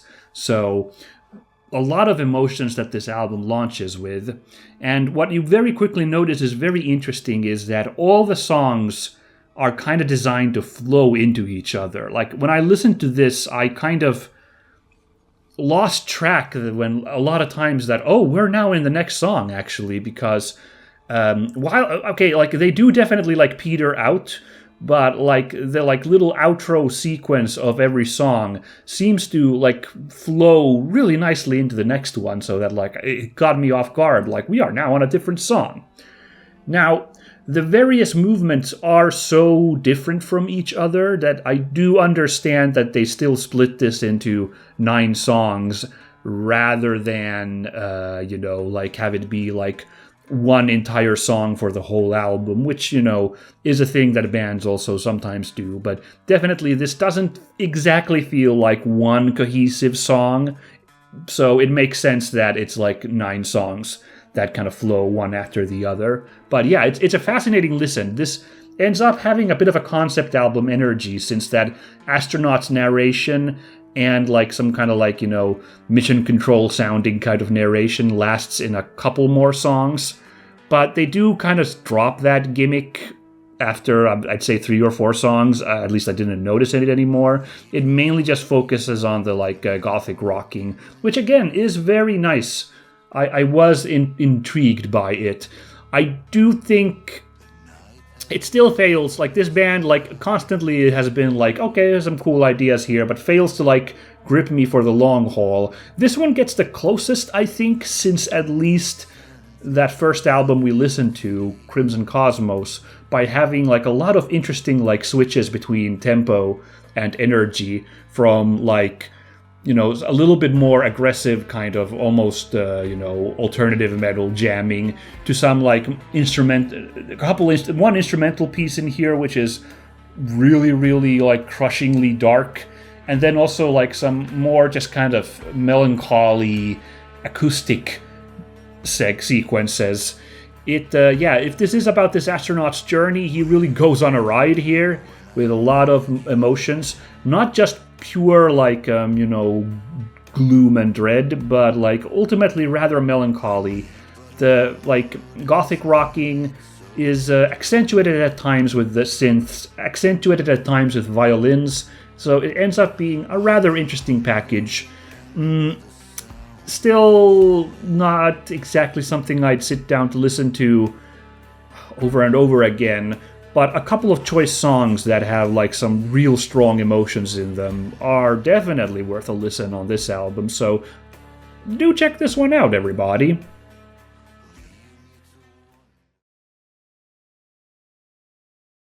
So I'm thinking we might need to start a new category for the best album title of the month, because I can tell you right now, this one is definitely winning it this month. It's that good. This is Mace'n'Chain, a Swedish 2-person traditional heavy metal act with their second album, Crowned in Grey Skies. Not familiar with this band, but I can't miss a band called Mace'n'Chain. That's awesome.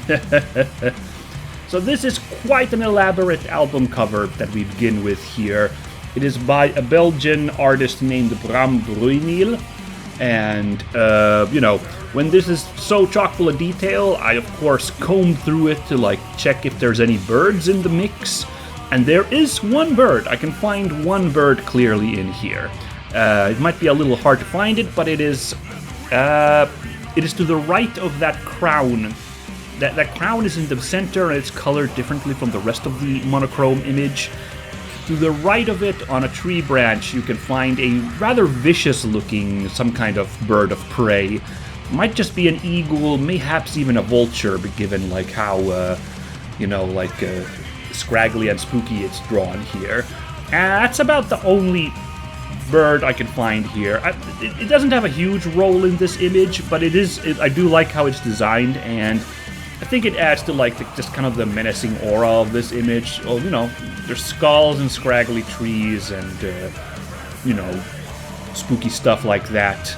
So let's have a freaking vulture there as well. Why don't we? So gets the job done. So in this image, on a technical level, I really do like this. I like the intricateness of it.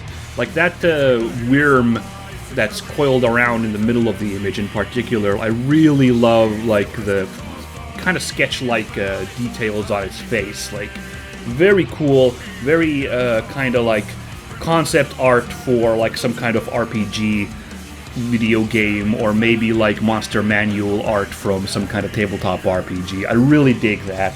Even outside of that worm, like tons of fun little details that are like drawn really nicely. I mentioned the bird, obviously, but just all the other stuff going on is also kind of neat. However, I do have to say that I think this image, all the intricateness is starting to kind of like become a detriment to the clarity of this image, if that makes sense. Like, this is a really busy image, I appreciate the like intricateness of it, but like it's a little hard to read it. It doesn't help that there's this like elaborate, intricate border going all around, which seems to break up the image even further with all of its like little fleur-de-lis details and stuff in it.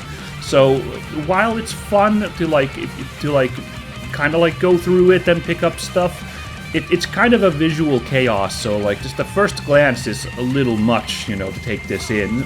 So it is cool, but also like it's a little megalomaniacal, I guess.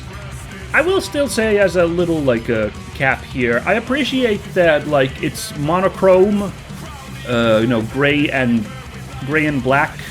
Like just a little off-white there, but I appreciate that there's like basically two colors differentiating it. The like kind of soft yellow for the crown and the like shock white for the band logo that breaks it up a little bit more. Like the crown is eye-catching, which I feel is supposed to be the goal of this image. So it differentiates itself from the rest of the, like, again, I have used the word chaos for like how busy the rest of the image is. So yeah, it's a serviceable album cover. Certainly that got me excited despite its like visual chaos when I saw it. So I was very happy to find that bird there so we can talk about this album. Musically, I gotta say, I don't have a lot to say. It's competent, it's fun, kind of galloping traditional metal. It kind of launches with some faster songs, and then you get those like really like kind of galloping like mid-tempo songs in between. It's well played. Like again, this is a two-person band. One of them's just the drummer, so David Nilsson is kind of the brains of the thing here, like basically playing all the other instruments and providing the vocals. So seems to be a talented multi-instrumentalist, because it does come together really nicely, and it is pleasant to listen to, but I didn't find it particularly remarkable. Just nice traditional metal to like jam to.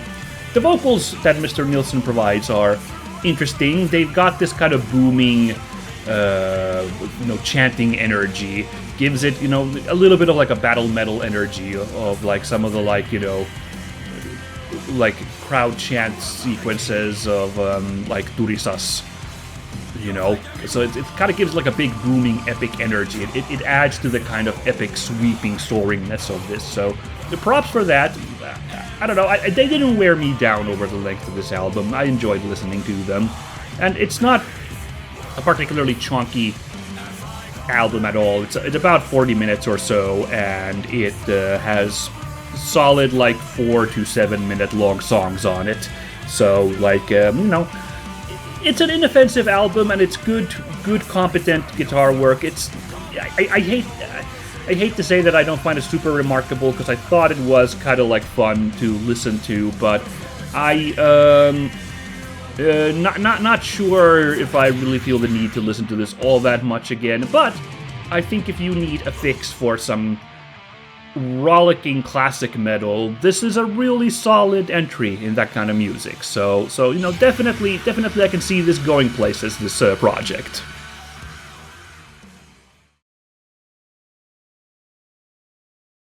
Next up, it's another album re-release. Boy, this month is busy for these ones, huh? This one actually seems a little bit more appropriate. This is the old Swedish Viking metal band Mithotyn, their debut album In the Sign of the Ravens, which came out in 1997. So, seems, it's almost the anniversary. I guess that's why it's being re-released. I don't know. This band was only around in the 90s, came out with 3 albums from 97 to 99, and then called it quits. So it's kind of an interesting mystery. An example of early Viking metal stuff, after Bathory had laid down the foundation, I guess. Anyway, the birds are pretty easy to find here. Now, before talking about that, it's interesting.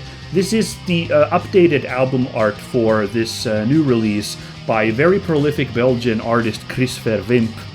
And it's basically a remix of the original. The original album art is a photograph of the band, as you see them here, those 4 guys backlit by the sun. And it is a photograph. So what Mr. Verwimp has done is, expand the image and, first of all, make it a painting, expand the image by adding all of these ravens whose sign we are in.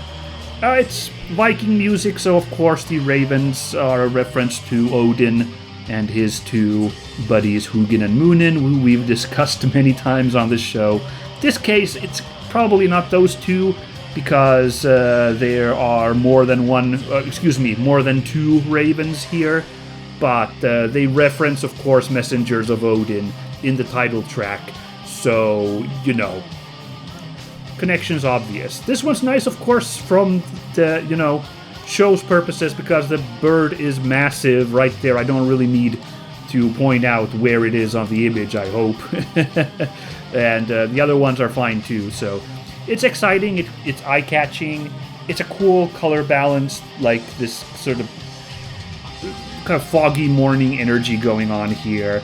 So it's a pretty good album cover. I enjoy it. It's the proper Viking metal energy. I think maybe, I don't know, the band's logo is a little jarring compared to the rest of the image, that big orange thing in the corner. Just like, I don't know, minor complaint, I suppose, but like, I clearly they were very, very proud of their really elaborate logo. But a more basic text choice might have looked a little more pleasing, ultimately. So musically, it's an almost an hour-long album, so quite chunky with 11 songs. It's a pretty cool example of early Viking metal. I can't say that it was particularly standout amazing. I do lean on saying that this album's a little bit too long for its own good at 56 minutes, because around the halfway point, the variety is starting to run out a little bit on what they can pull. But it's got a really evocative opening called Upon Raging Waves that first starts with the sound of waves lapping, presumably against a Viking longboat. So that's cool. Then we launched into what you could expect from Viking metal. So it's got black metal roots in being very warbling and distorted and intense. And the vocals are very harsh, but it's got that like Viking jauntiness, and there's also some like Viking chanting that comes through at times. And, there's like folksy elements in there. So I can't really say that this is particularly like noteworthy in this field, except again being an early example of this kind of music. But I enjoyed it. There's a couple times where we get even more folksy influences, like a little mandolin based interlude. It's on like a more ballady energy.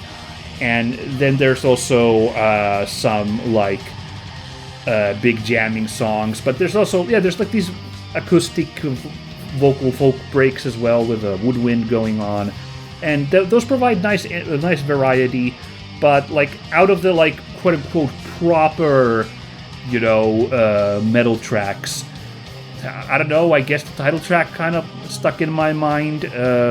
Freezing Storms of Snow towards the end was a big, huge number, which felt pretty good, but like they don't quite stand out a whole lot. But I think it's very well done, a very well done example of kind of Viking metal. So, if you need to feel about those really early days, you've listened to all the Ensiferum albums and those are like really pleasing, I think this might be something worth checking out, certainly. In that field, it's an interesting album. So, check it out if you need lots of Viking energy.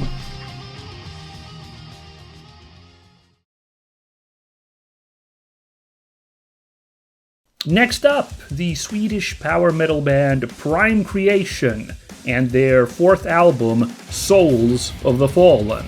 Never heard of this outfit before, so always a delight to listen to a new band, yeah?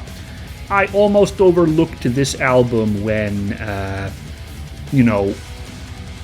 on the lookout for bird metal albums, but a second pass at it, I did notice the flock of birds center left. There's like a silhouette of them in the background, So, glad that I spotted that. It's a case where, like, again, I have to make a judgment call. Those are enough bird-shaped that I think it's a bird flock.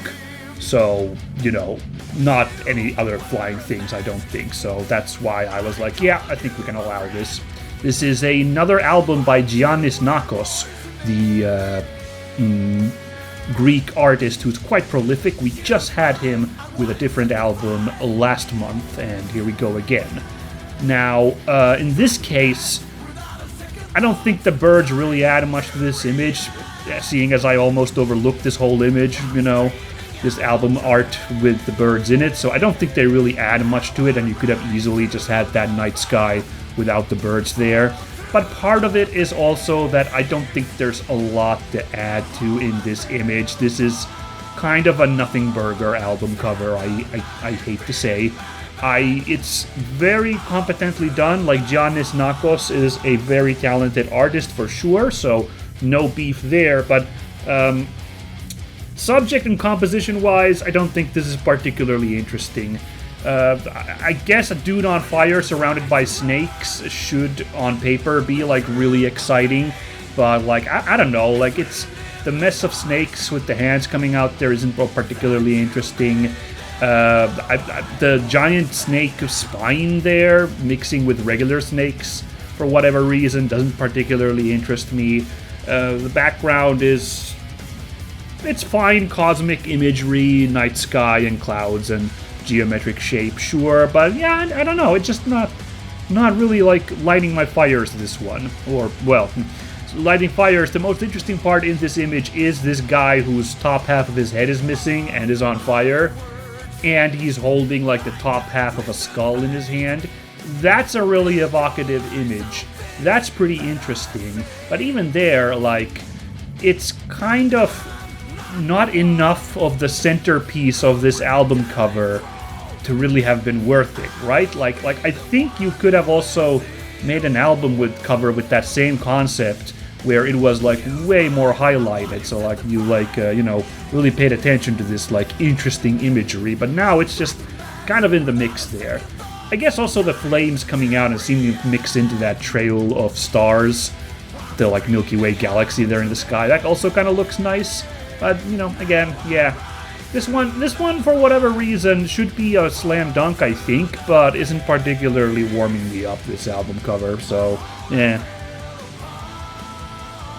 Now, I'm very happy to say that, making up for the album cover, the music is top-notch here. I was, like, really impressed when the music kicked off, like, immediately with, like, a really fast-paced, but also hard-hitting, like, power metal song, and I think power metal might be a little bit of it paints the wrong picture, I think.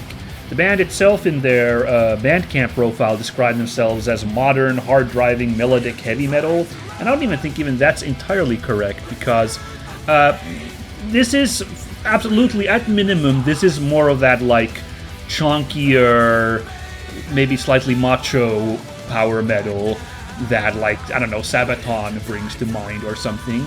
But I think that there's, like, some really fast and hard-hitting, like, really, like, down-tuned and intense distorted guitar work all throughout this album, which is really kick-ass and brings to mind, like, more of, like, Dark Tranquility or In Flames, the Gothenburg scene, rather than power metal.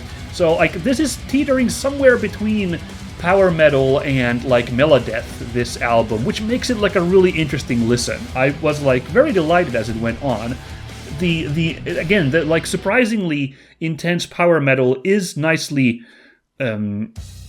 accompanied by some cool kind of synth work in the background, some nice juicy synths, sometimes dipping into the second song. Ghosts was kind of fun. It was a kind of a spooky song, so they do like spooky Bach like pipe organ music in the mix there, and I thought the guitars were also kind of doing some kind of hammer horror-ish riff there for a bit, so that was kind of a funny mix.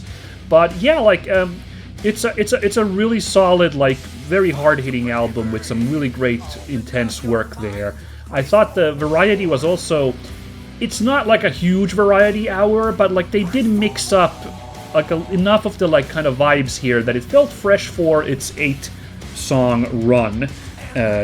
First of all, the balance between how much is it Melodeath or how much is it power metal varies a little bit. There are some where there's, like, big high belting vocal songs, and big soaring guitar work, which is more power metal-y. But then listen to track 6, Lost Legacy, which just kicks off with this massive In Flames, like, intense guitar riff that you could imagine, like, really harsh vocals coming into instead, like, and it just sounds like that for its whole duration, so it's interesting. And a couple songs in the middle that slow down, have an acoustic guitar opening to, like, really provide some, before exploding into, like, a big epic soundscape. Like, good variety again.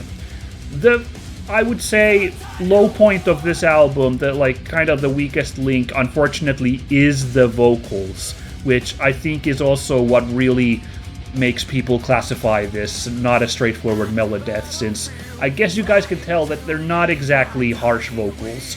They are somewhere, again, between power metal and Melodeath, but it sounds like a little off, because there's, like, a little bit of rasp, a little bit of harshness in the vocals. So it is going for, like, something a little edgier, but since it doesn't commit to, like, full kind of harsh vocals, like death metal growls, it kind of feels a little half-hearted, the vocals here, unfortunately.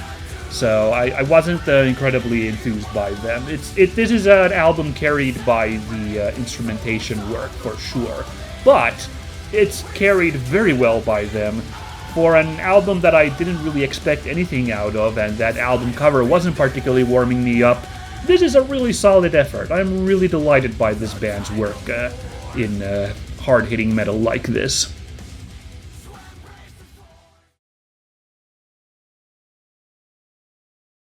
And next up, it's another album re-release. Man, this month was packed to the gill with these ones for some reason. I think this is the last one, if I'm looking at the alphabets correctly. I don't know. It's Unleashed, Sweden's death metal Viking guy legends, and their 10th album from 2010 as Yggdrasil Trembles. Alright, we've listened to Unleashed once before. Last year they came out with a new album and we reviewed it because it also had Hugin and Moonin on the cover, making a, once again, educated Viking guess here. That's what we're dealing with.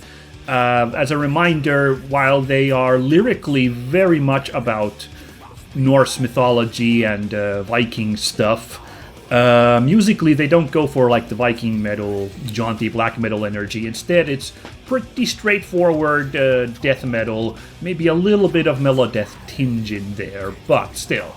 So yeah, as mentioned, there's Hugin and Moonin, presumably. There's two Corvids there on the left side of the image, on that branch.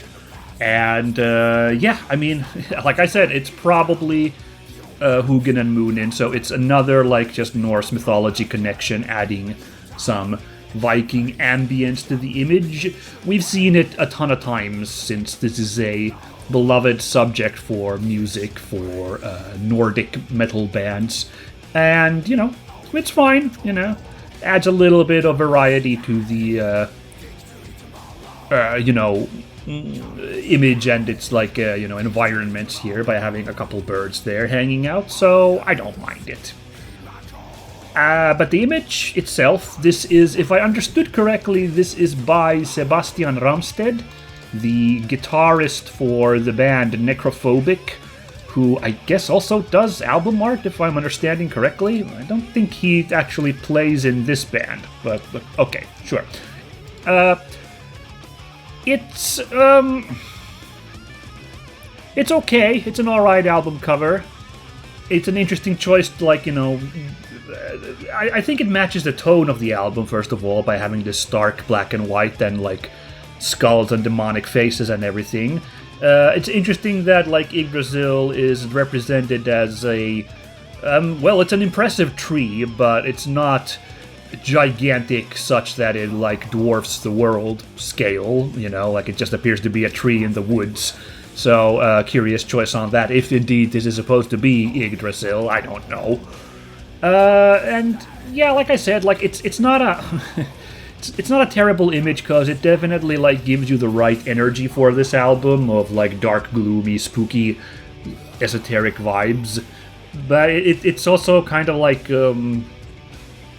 it just kind of is like a lot of like weird elements, the eyeballs all over the place, and weird decorations on that tree. It's fine. It gets the job done, but it's not really remarkable in my mind as an album cover. And I could say the same about the music, if we're perfectly honest.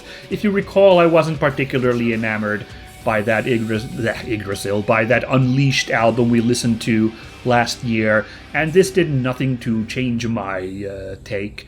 I don't think I'm just on the right wavelength for this band, unfortunately.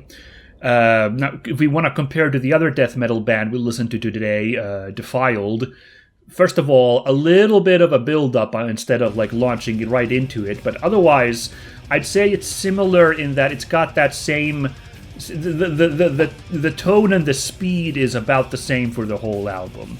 This is 45 minutes, and this one has slightly longer songs. One of them is like 5 minutes on the dot, but like still it's mainly 3 to 4 minute long songs on this album. And yeah, they're like consistent in their like kind of pounding energy and like dark vibes. Again, to compare really quickly to Defiled, this one has, again, I said, there's a little bit melodeath tinged.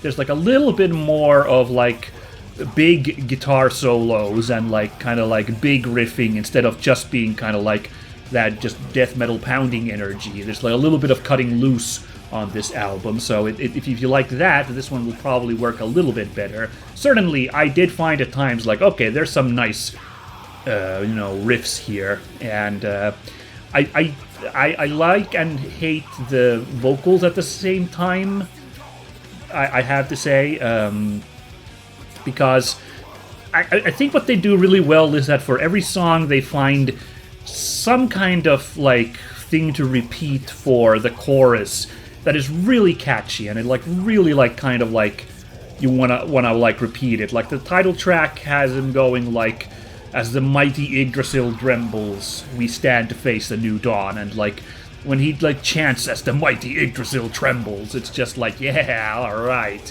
And it's really like very like catchy. Similar to the song Return Fire, where it just keeps repeating battalions lock and load, guns ready, aim, fire, and it's just got ferocity to it. It just kind of grabs you. At the same time, I couldn't help but like halfway through just kind of like find it all a little goofy. The like big, it comes off a bit posturing, the constant like Odin and Thor, we greet the energy, and like some of it just like kind of has like it's incredibly catchy, but it's incredibly goofy at times as well. There's a song called Chief Einherjar, And while, I don't know, You Have My Sword, Chief Einherjar, that really did stick in my ear, but it just sounds so goofy when I like the kid keeps getting hammered by the like incredibly pounding music and the vocals into my head. Like, it's just such a goofy affirmation. So yeah, I don't know, it's a real love it or hate it thing, or love it and hate it thing, I guess. So ultimately I did find like enjoyable riffs in this, and I couldn't help but bob along with it.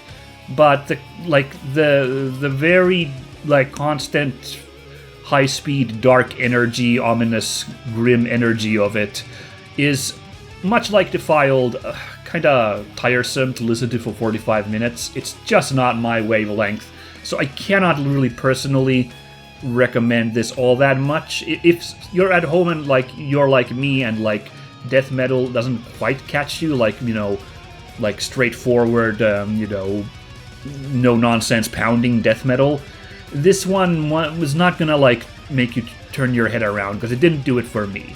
It's got catchiness to it hidden inside it, so it might be worth a listen for someone who's more open to that kind of music, though.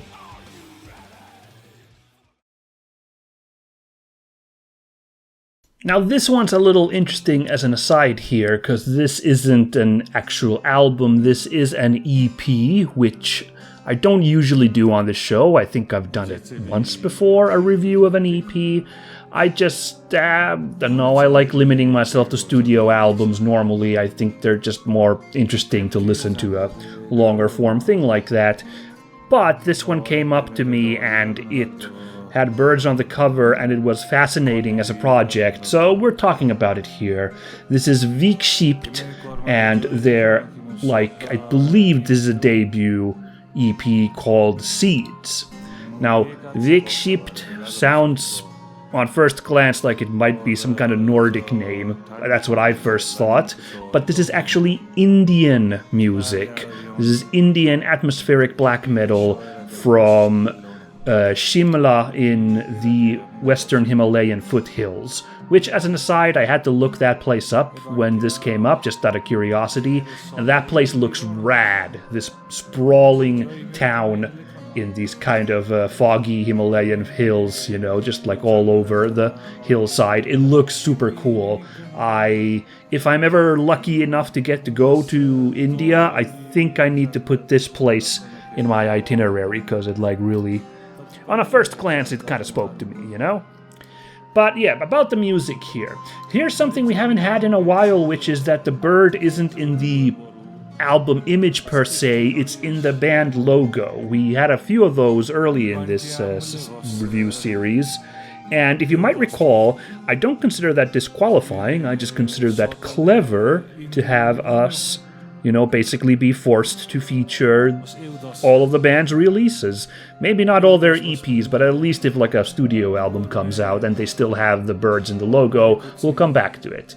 It's a really neat logo. I dig the like pine trees and birds flying about there over the kind of rooty letter, so it's pretty fun. This could have really fooled me to be like some kind of like Northern European release, that kind of vibes there, but those kinds of conifer forests are in the Himalayas, so it makes sense. The rest of the image is a photo from 1866 of Hampta Pass, taken by a guy called Samuel Bourne, who I quickly looked up was famous for taking just tons and tons of photographs and running a photo business in India during the 19th century. So this is one of his portfolio. It's quite evocative. It's like a really beautiful, nicely rendered like shot of this mountain valley, snows on the side. There's nothing particularly crazy going on in it, but it's, you know, it's a beautiful shot of the Himalayas, and just the provenance of it being a 19th century photo is quite neat, so does a fine job for setting the tone and vibe here. Now musically, I did say that this is atmospheric black metal. It is described as atmospheric black metal and dark folk, you know, online, and I would definitely say this leans more to the dark folk side than actual black metal, so admittedly this is a bit of a corner case once again. but I think this has the potential to grow into a quote-unquote actual metal band, so that's why I think it's worth highlighting this release even now. There's 2 songs on this 20-minute long album. They're both just a few seconds longer than 10 minutes. Forest in Autumn, followed up by Birds Leaving Back for Home. And yeah, like, you quickly realize that, yeah, it's more dark folk, neo-folk energy in that first song.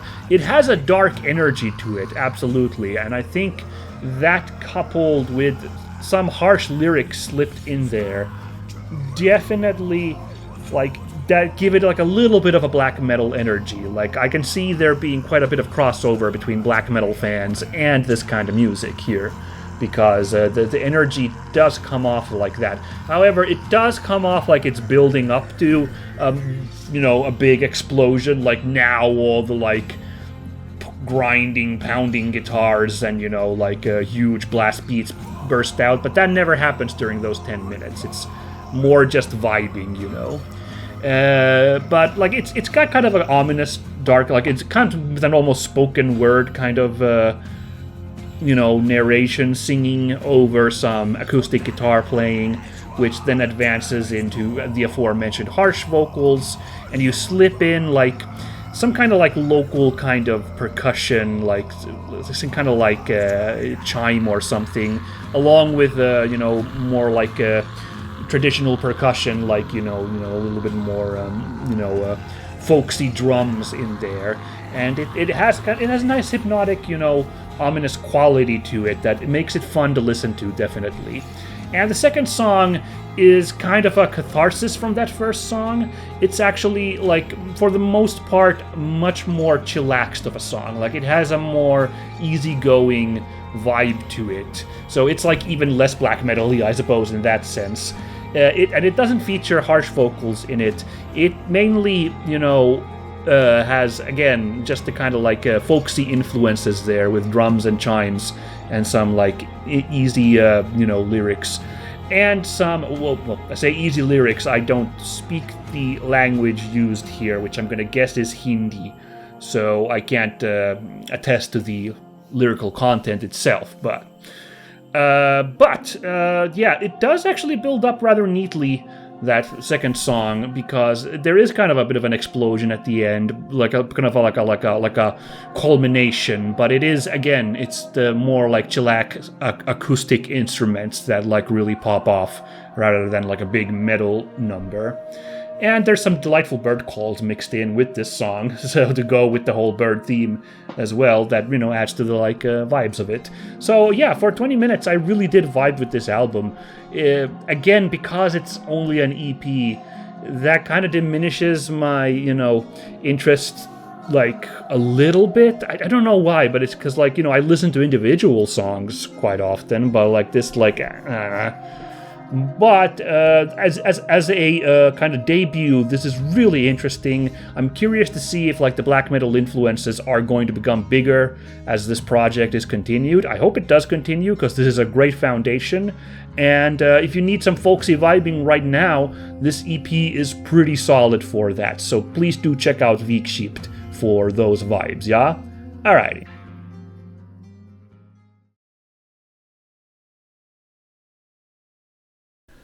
Alright, we will wrap this up this month with a 2-man black metal project from the northwestern United States called Zotheek, with their debut album Abominations of Yondo.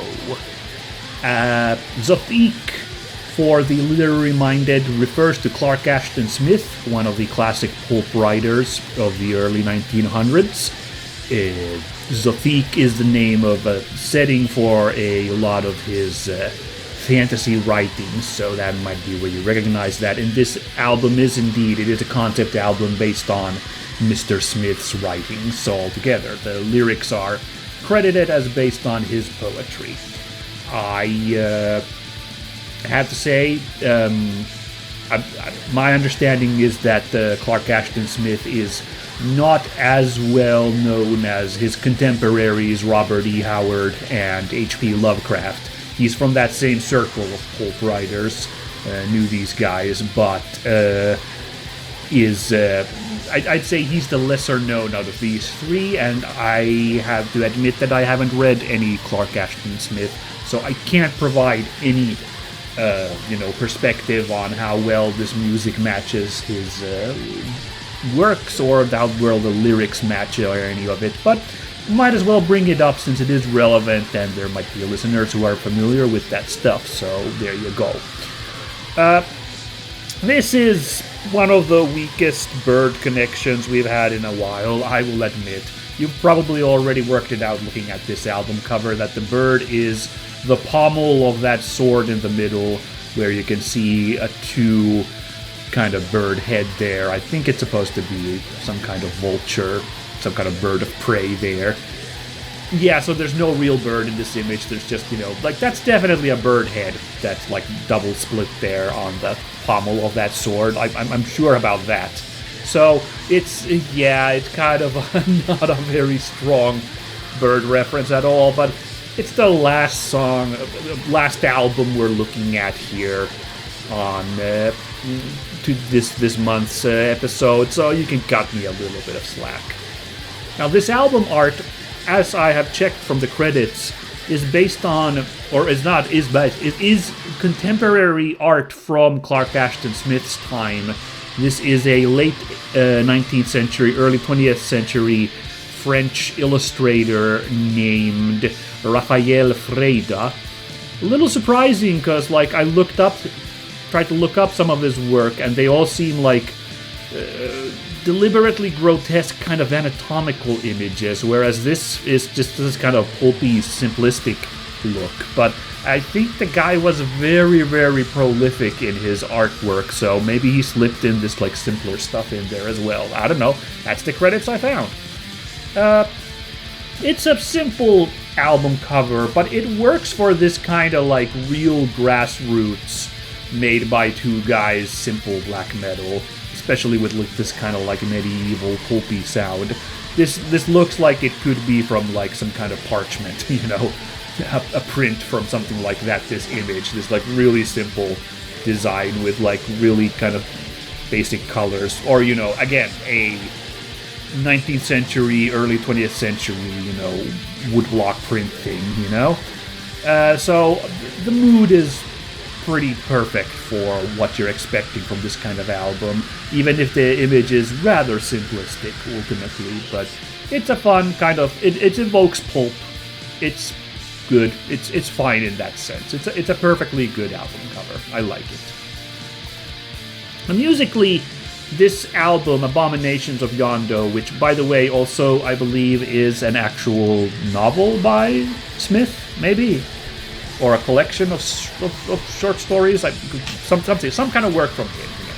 The references are rich here. Musically, it started out as pretty straightforward, kind of, I would call it a little bit of medieval tinted black metal.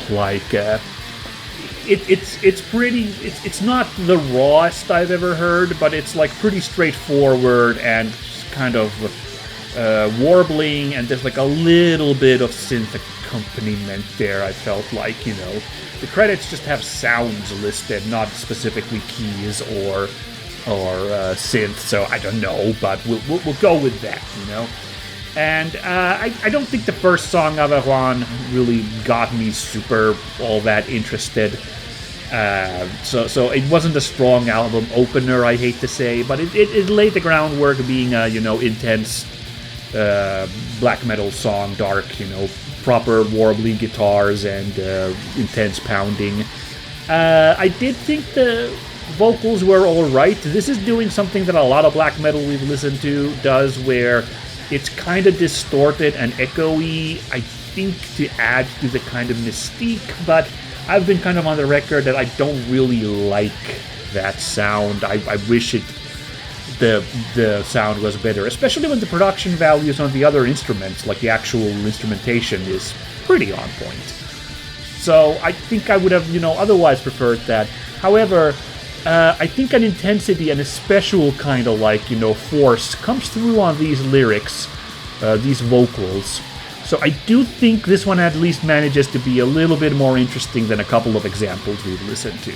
I think this one works out, sort of, kind of. So, it's not all a wash. And the second song, which has the delightful title Satan Unrepentant, apparently still based on Smith's works, though I'm interested for the context for that one. I kind of like that one. I liked more. It was pretty fun because it kind of got like a new wave of British kind of guitar work in the background of it. It's still warbly and black metal-y, but you can kind of sense like something that could have been like some wobble music kind of smashing there, with the guitar there. So it was like an interesting influence. Still kind of failed to keep my interest all the way through. And then we get an interlude, as a lot of black metal albums enjoy, a big kind of ambient, spooky interlude, which features, I would say like drone ambient, it's kind of like little church choir, church bell-ish sounds, and this like, not harsh vocals, this spoken narration, which is again just super distorted to like give it like kind of a haunting energy. But it goes really long for being goofy interlude like that. So once again, I'm not particularly all that hooked. So 5 songs on this 47-minute long album, by the way. 37, excuse me. It's not that huge, my bad. 5 songs altogether, and we're 3 songs in, and it's like, And the 4th song, I don't even remember. I don't know. I was like, okay, yeah. So I gotta say it wasn't exactly my speed of black metal. I would say the 5th song, Abominations of Yondo, does bring it home. That's the longest song on this album by being a big, 11 minutes long song. That one, being a little of a progressive track, does allow itself to kind of get all wacky, by having a lot of movements and different changes and big sweeping pieces. So that's definitely a cut above the rest of the album, and if you have to listen to one song off this album, I'd say devote yourself to that 11-minute big piece at the end.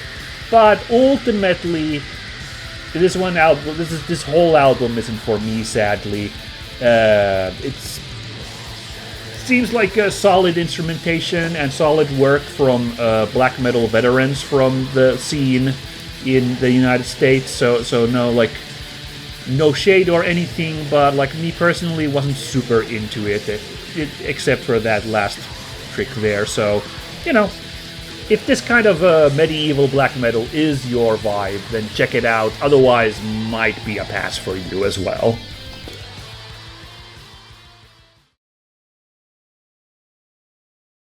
Well, there you have it, everybody. That was our June edition of Metal Albums with Birds on the Cover. And it was a mammoth episode that did indeed go over 2 hours on account of there being quite a few albums to go through this month, as well as that mammoth Tuska report at the start. So, man, imagine, I have been, once in my life, I have been to Tuska for a 2-day version. I had a 2-day ticket because there were just that good bands on 2 days, and I was feeling, I guess, crazy that year. Imagine if one year I repeat that, or the heavens go all 3 days, go the distance, just how huge that episode will be. I think I'll have to just make a separate, special episode, concert report, its own thing, and have the proper episode with the album reviews be its own thing. But for now, we did it like this, so hope you enjoyed it. But now we come to the ending, so let's go over our favorites here. Starting with the favorite album cover. This one is a little tricky. It's between 2 here. It's either August Burns Red or Defiled, which both had really cool concepts and were visually, really neat. And I think August Burns Red, with its simplicity but intricateness, simple concept, intricate in details, I think it's the more eye-catching one, so I am leaning on giving the reward to August Burns Red for the best album cover here. Defiled is a close second, and it's got a cool, I love the kind of pastel-y color use on it, and the imagery is really neat, so like it definitely deserves accolades as well, but I think the metalcore band squeaks into the win this time, so for August Burns Red, I will award that.